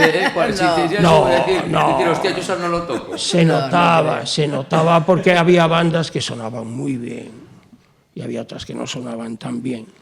Pero quedaba igual. Pero convivíamos perfectamente en el mismo escenario y en el mismo concierto. Eso era lo mágico que tenía en ese momento. Eso sí que me parece una pasada, porque probablemente en estos momentos no se podría... Hoy la gente es mucho más clasista. Las redes sociales tienen muchas cosas muy buenas y tienen algunas muy malas. Y una de ellas es esa notoriedad que puedes conseguir hoy en día. Antes grabar un disco tenía una magia tremenda. Era llegar a un culmen en tu carrera en lo más alto que podías llegar, porque grabar un disco era grabar un disco, es lo creo, lo grabo, lo ensayo, productor, pressing, promoción, discográfica, portada, todo. Claro. Hoy en día grabas un disco en tu casa y no pasa nada más. Se lo enseñas a los colegas, pero antes grabar un disco era hechas a las grandes ligas. Entonces el facilismo que vemos ahora, a lo mejor lo que está jodiendo es, no sé si la creatividad, pero yo lo veo como que jode la ilusión. Lo que pasa es que ahora tragas una píldora de 50 segundos. Yo creo que no jodes la ilusión. Lo que pasa es que hay demasiada gente, ya no te da tiempo a escucharlo todo. Pero si alguien quiere hacer algo y, bueno, sí, lo graba, a lo mejor no aporta nada, pero él se queda tan tranquilo y tan contento. Ni le da ni le quita al mercado, ni nada, se lo graba. Nada. Pero claro, para la banda que saca un disco... No, para mí, por ejemplo, no, porque yo viví esa época. Claro. Yo tengo 2 discos grabados que no va a salir ninguno de los 2. O sea, 2 discos iguales, producidos de una manera distinta, que al final, por diferencias, porque luego los músicos, es que no me gusta, es que el técnico hizo, es que no sé qué, no sé cuánto, y al final, por gilipollas, por tener respeto a los músicos, dice, bueno, pues venga, no sale, ahora lo grabamos de otra manera, pues tampoco va a salir, porque ahora ya no me gusta ni uno ni otro. A veces nos olvidamos de que hay que respetar a la banda, hay que respetar a todo el mundo. Eso lleva implícito que te tienes que respetar a ti mismo. Eso. Y eso no te puedes olvidar nunca de ello, porque lo que vayas a hacer va a depender de lo que tú... El otro día escuché en una película, porque a veces las películas, ¿no? Dicen cosas, ¿no? Entonces, la escena era de una chica que le gustaba mucho tocar el piano, jovencita, y una persona que parece que quiere ser su mecenas y la lleva ante un gran profesor en Nueva York de piano. Y entonces, todo emocionado, espera el resultado de la audición, ¿no? Y el profesor, muy divino él, pero muy inteligente, le dice, ¿qué tal? Es muy pulcra. Es una palabra... que es muy majo, olvídate. Sí, no, es muy pulcro. Sí, mi amiga es muy simpática, te la puedo presentar. Que yo la primera vez la escuché en Que noche era aquel día, de Beatles, que hay una escena que va en el tren, y camino a un concierto, y dicen, ¿quién es este señor mayor? Creo que es el abuelo de Paul, dice, y creo que dice John, es un señor muy pulcro. Que era como diciendo, es un ser inerte que no vale para nada, no casi, no quiere decirte, está bien, no molesta. Es el equivalente al riquiño. Sí, pero para arte... Yo, por ejemplo, yo muchas veces prefiero que sea una ejecución peor, un poco peor, y que tenga corazón, tío. Porque, por ejemplo, yo me acuerdo de una banda que tuve que de repente era decirle, a ver, Manolito, menos notas, coño, que yo no sabía decírselo de otra manera, porque le gustaba mucho Satriani, le gustaba mucho, ¿cómo se llama este otro que también hace? Que son genios, que esa digitalización yo no sé cómo coño la hacen, que son la hostia, pero digo yo, no, coño, más corazón, menos notas, ostra, que es una... Y no había manera. O sea, yo prefiero a lo mejor peor ejecución un poquito y más corazón. Por supuesto. Y en realidad la mayoría del público tampoco sale a ver si nos das una nota en un solo de guitarra. Ni... Os voy a acabar de contar la anécdota de la película. Y entonces le dice, no, es una chica muy pulcra, tiene buenas manos, podría ser una estupenda mecanógrafa. Le dice el profesor, lo cual, claro, al mecenas le deja totalmente descolocado. Y entonces... Por si acaso no lo entendía, le decía, claro que se necesitan las manos para tocar, claro que se necesitan determinados músculos, pero si detrás no hay una alma, la técnica no vale absolutamente para nada. Es decir, tú puedes saber todas las palabras que tiene un diccionario. Pero ¿sabes qué pasa? Que yo después conozco a gente que se mete en cursos aceleradores o en vamos a ver, en cursos de estos para artistas y todo el rollo, y todo es, os traemos contactos, hacemos networking, esto se vende así, hoy en día, la foto para no sé qué, yo se lo pregunto a mis sobrinos que están en una escuela de baile. ¿Nunca tenéis una clase en la escuela de baile que para mí sería básica de vamos a sentir la música? Vamos a ver, por supuesto es que si un bailarín sabe sentir la música, ya que se dedica a las grandes otra cosa. esferas, pero eso es una característica del arte en general. El arte está creado y pensado para emocionar.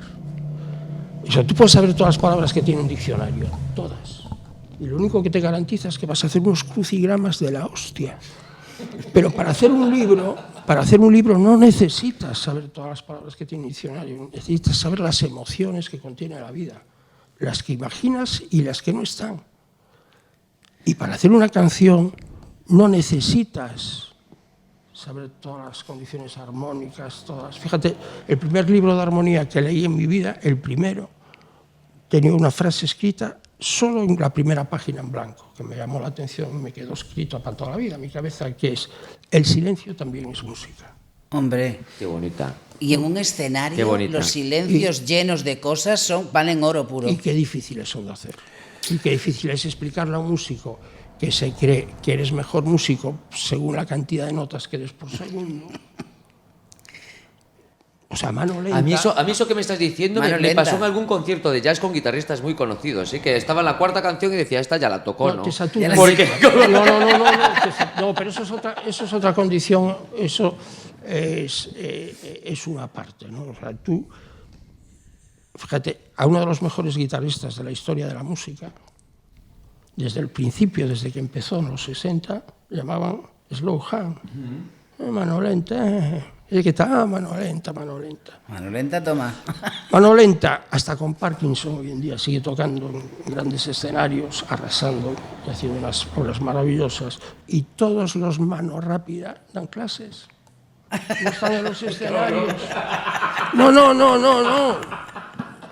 Es la desgracia y la fortuna. Joder, esto lo hablaba no sé, hace 2 semanas con un colega, o no sé si hace tanto, que decía algo así como: ¿por qué los que no llegan se ponen a dar clases y no llegaron?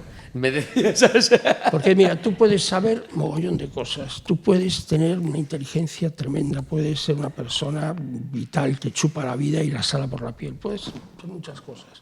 Pero si los que están enfrente no te entienden...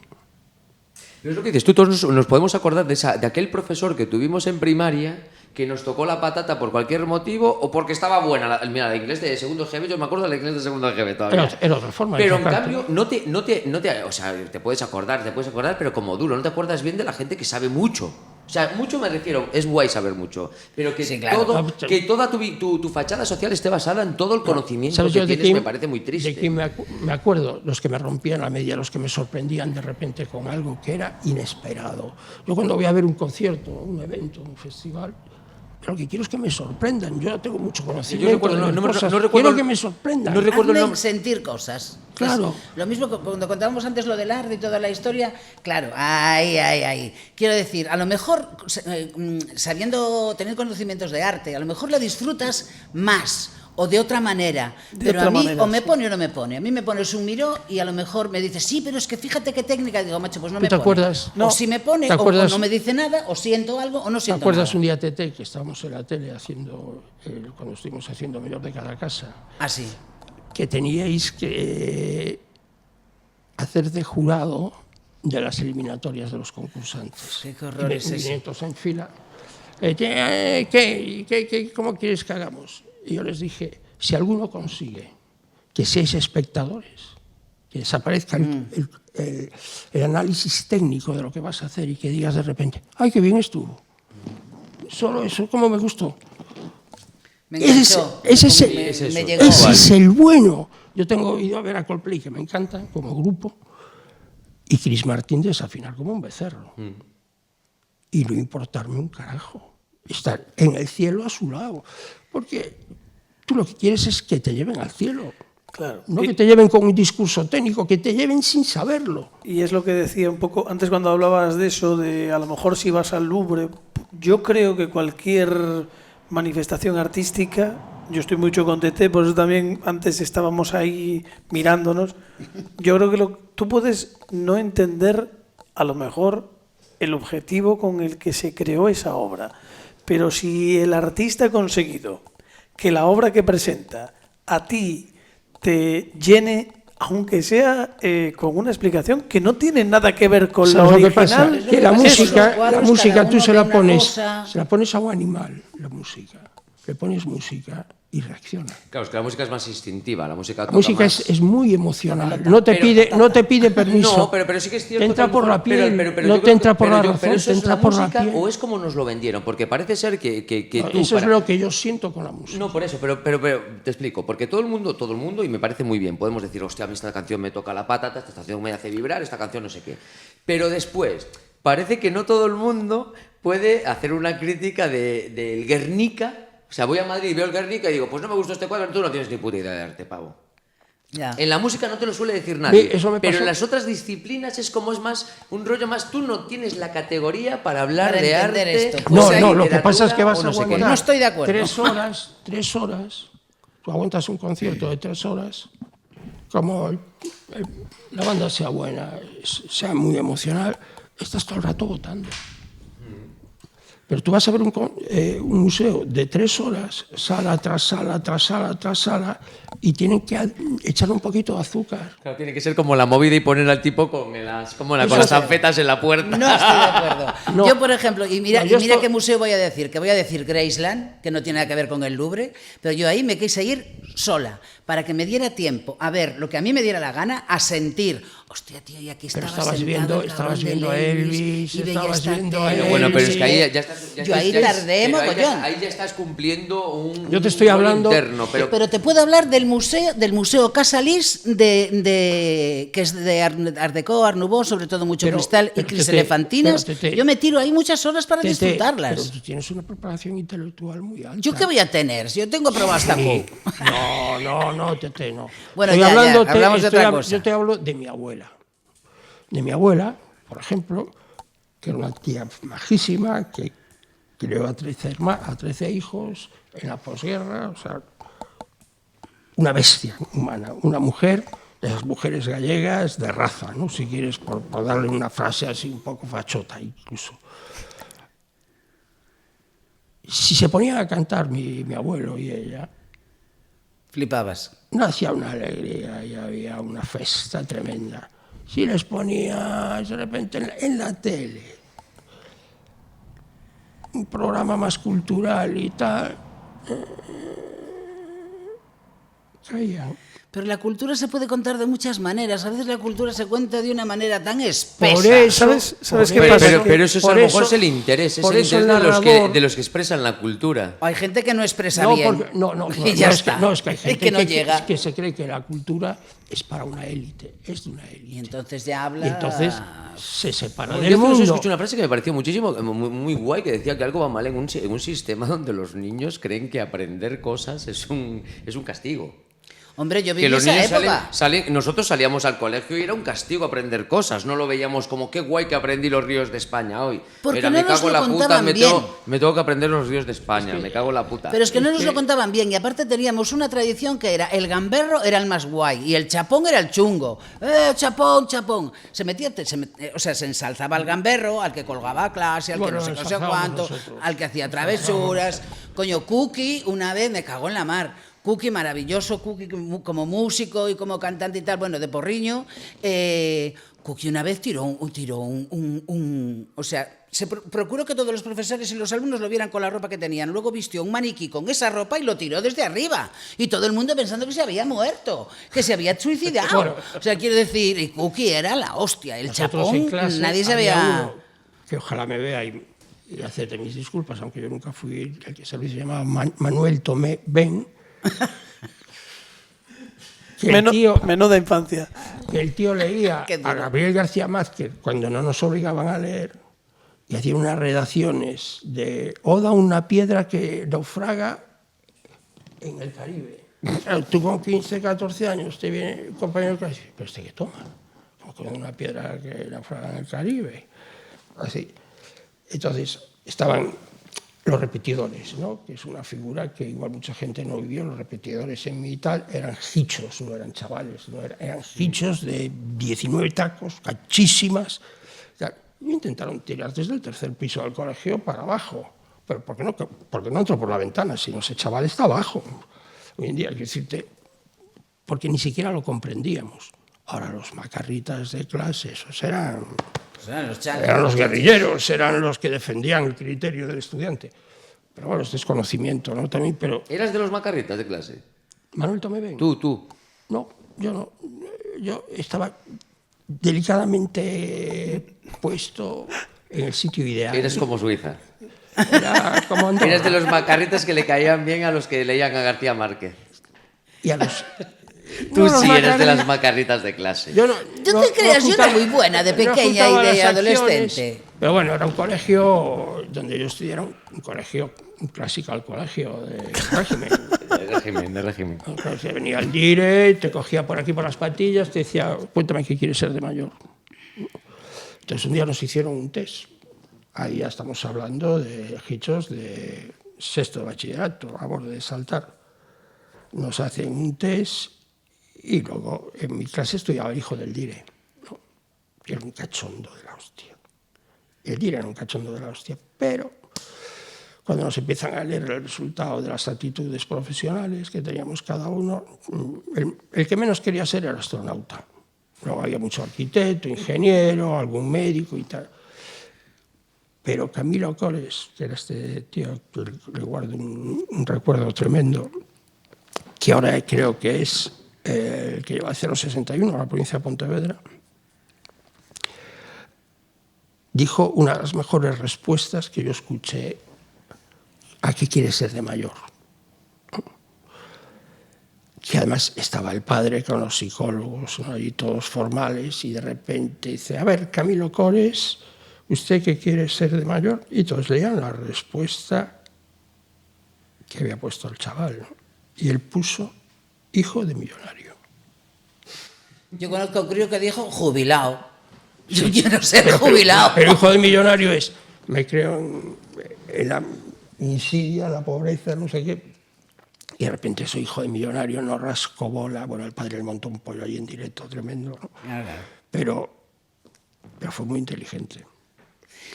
Yo de pequeña lo que era bueno, en el instituto y en el colegio siempre era delegada de clase. Yo lo que era muy activa y fiesta que había que organizar la organizaba yo. Eso sí, bueno, la organizaba yo, o sea, era la que movía las cosas, la que movía los hilos de los líos. Y Pero, si había que protestar por algo, también los movía. Por eso, pero eras ese corte de delegado de clase, porque había dos tipos. Ahí empezó la movida. Sí. Había dos cortes de delegado de Sí, clase. ahí empezó la movida. No, ese hablaste, te apunto, no. Claro. Eso no era. ¿Y tendría sentido otra movida a día de hoy? No tendría- ¿O se va necesitando otra movida? Se va necesitando otra movida. Yo creo que la gente está muy acomodada y entre otras cosas, la gente joven, ahora mismo la gente más joven, aparte de que está escuchando una música de mierda, otra de las maneras de adquirir cultura y de aprender es escucha música, escucha de buena gente, escucha. Y esto están aprendiendo solo reggaetón y una mierda de letras y una mierda de todo.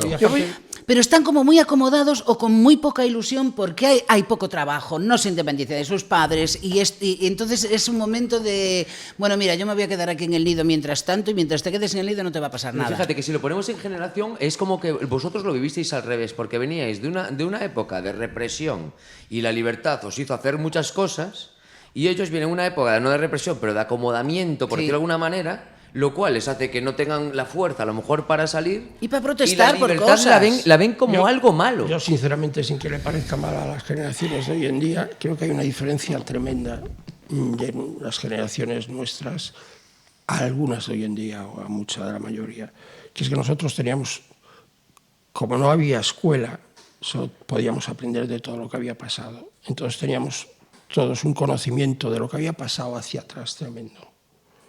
Tú ahora le preguntas a alguna banda o algún músicos de banda quién eran los Beatles y dicen, sí, pero no los conocen. Bueno, también eso tiene que ver con lo que decía Tete antes, que a lo mejor es el exceso de oferta, porque esto nosotros lo tenemos hablado. Yo creo tengo que hablado había- en casa.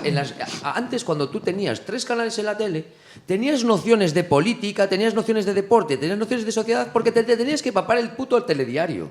Ahora te metes la serie de Netflix, pasas de las noticias a tomar por culo. Ahora te dopas. No, Antes ¿y por qué? teníamos ¿Y? que ver las cosas con una intención que antes no teníamos, que ahora no hay, teníamos que aprender. Y Teníamos- porque además... Queríamos. No, porque aprender era un plus para cualquiera.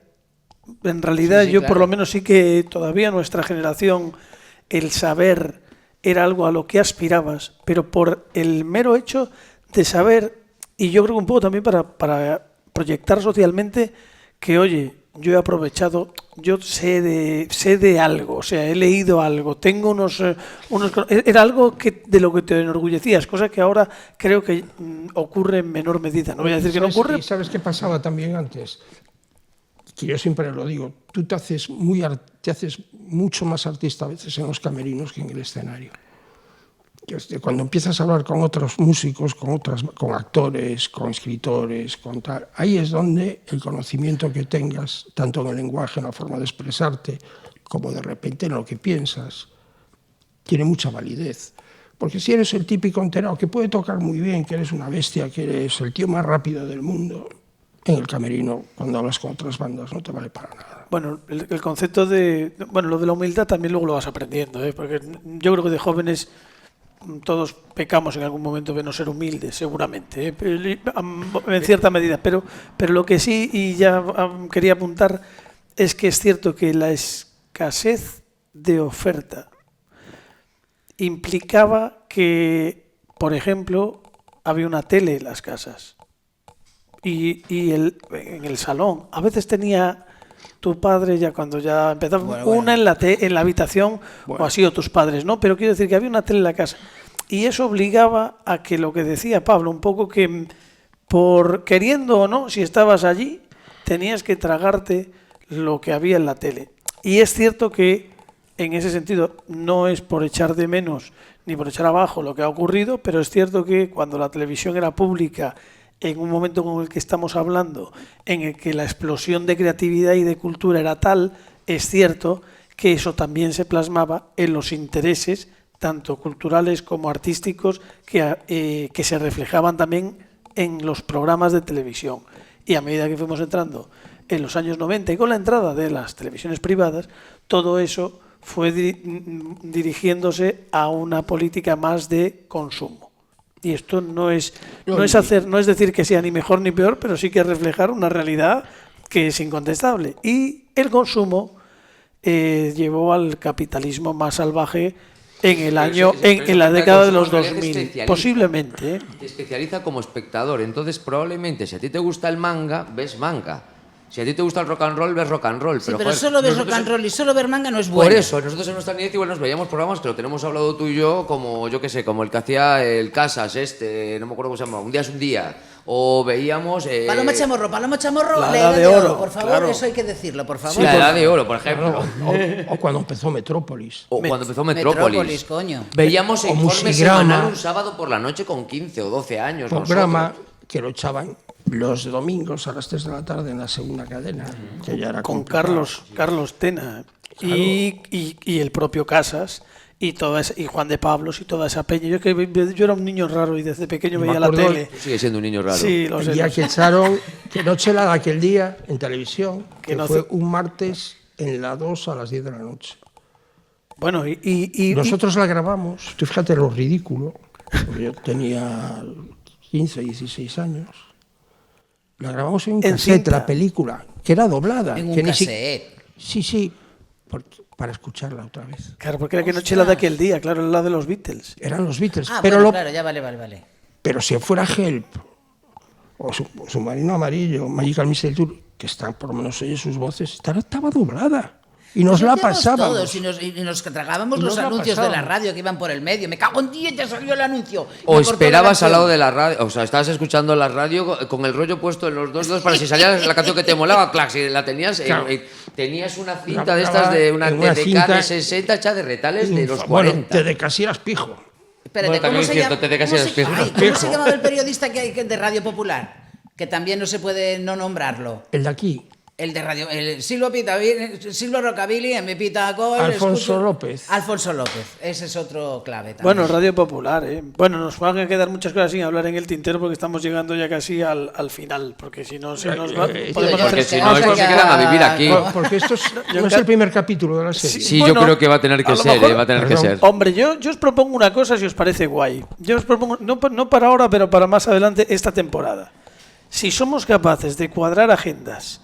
Yo creo que esto nos quedaron muchas cosas en el tintero y al final acabamos hablando de la vida, pero esto lo podemos repetir, pero en un foro público invitamos a gente con público y hacemos la movida 2 E incluso si podemos tener Invitamos a alguien más. Fíjate, hay una característica... por el público a algunos de estos Igual nos nombres y olvidamos, nombres que han salido. Carlos, de comentar una característica muy especial que tuvo la movida.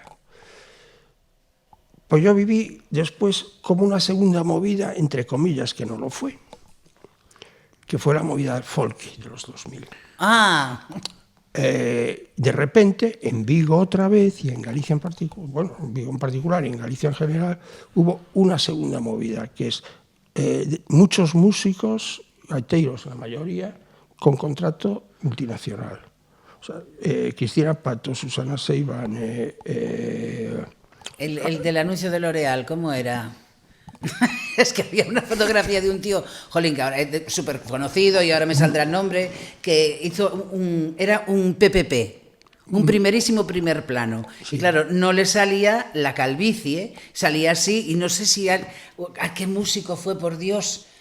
Carlos Núñez. Si fue Carlos Núñez, no sé si fue esto, incluso... Yo lo estaba pensando, pero no lo decía por si no había sido él. Cruz y Raya hicieron una imitación a Carlos Núñez. ¿No os acordáis? Que salió, bueno, con la melena y tal, y aquí en la frente ponía "se alquila ático".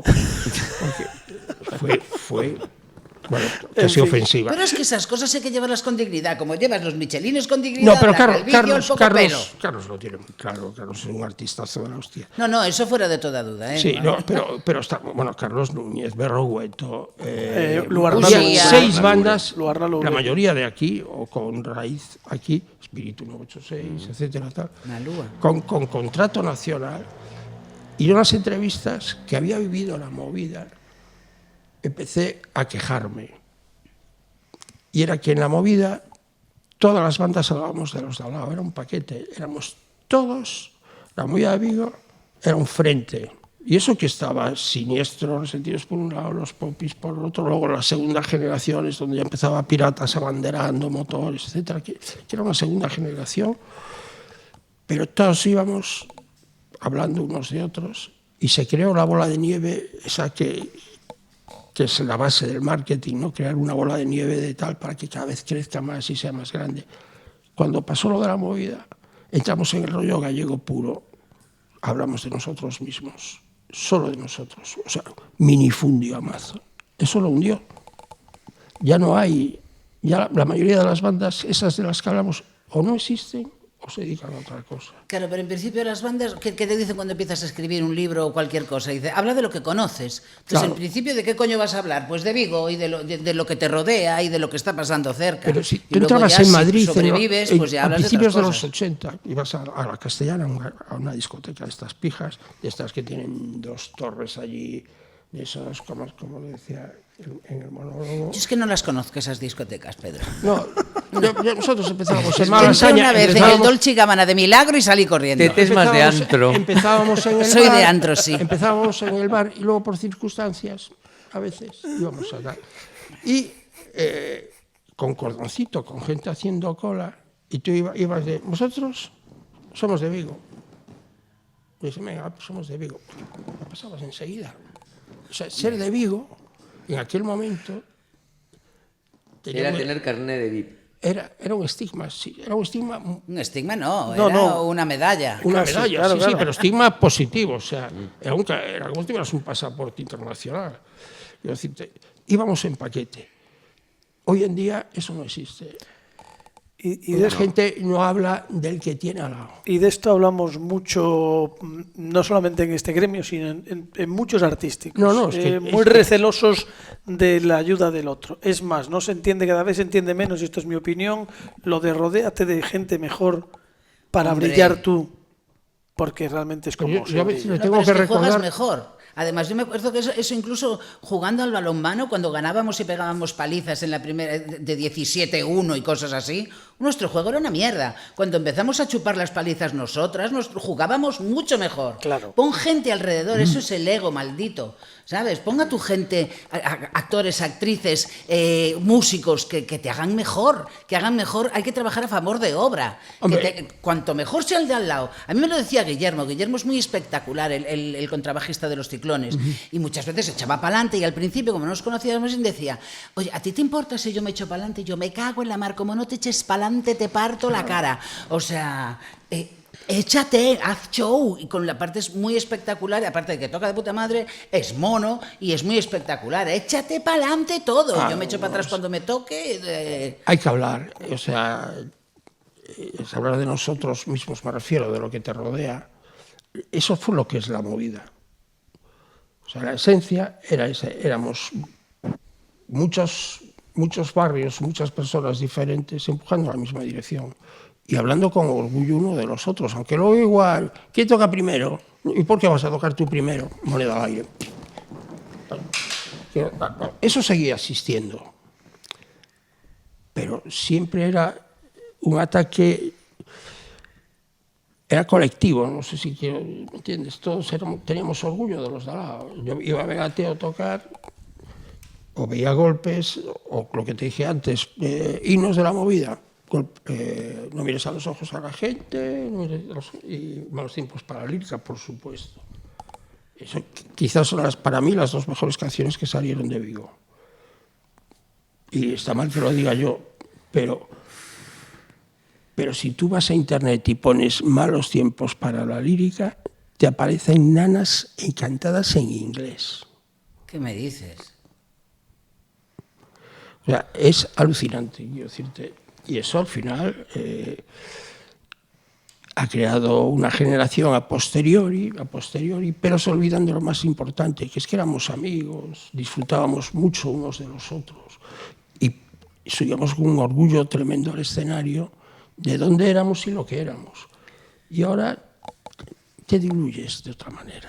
Sí, pero además es lo que dice Pedro. A mí, por ejemplo, ir hacia Samil haciendo dedo para Samil desde Porriño y estar escuchando lo que yo estoy viviendo. Antes las cosas era como si todas pasaran en Madrid o le pasaba a otros, pero de repente había unas bandas que hablaban de lo que te pasaba a ti. Silvo Rockabilly en mi Epita Gol suena en Radio Popular y yo me voy a Samil. Rock en Samil. Ostras, es la playa a la que yo voy.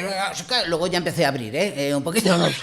Pero para mí era maravilloso. Era maravilloso escucharlo. Era maravilloso escuchar quiénes éramos y lo que éramos. ¿A dónde vamos? ¿Quiénes somos? ¿De dónde venimos? ¿A dónde vamos? Y ahora nos diluimos. Y ahora espérate, otro gran himno de la movida que no se puede negar es el segundo himno gallego, que no sé cómo no es el primero, es Miña Terra Galega, coño, bueno, que no fueron compuestos por ellos, vale, pero la letra se la pusieron ellos. Miña Terra Galega es el puto himno gallego. Miguel Costas es la esencia de Siniestro, para mi cabeza. Para mí Julián es el intelectual. También. Sí. Vale, pero tú lo que conoces de Siniestro es Miguel Costas. Las tetas de tu novia, malos tíos matando hippies, malos... Bueno, eso es el principio, pero... Sí, pero ahora están girando otra vez. Están arrasando y la gente se sabe las canciones. Gente joven se las sabe. Y cuando vas ves cosas de la primera, recortes antiguos, Siniestro siempre aparece. Y cuando hablabas de Chamorro, de tal... ¿Paloma Chamorro? Sí. Siniestros son los que chuparon ese programa en la mayoría de las veces. La gente salía a pedo, bueno, era increíble.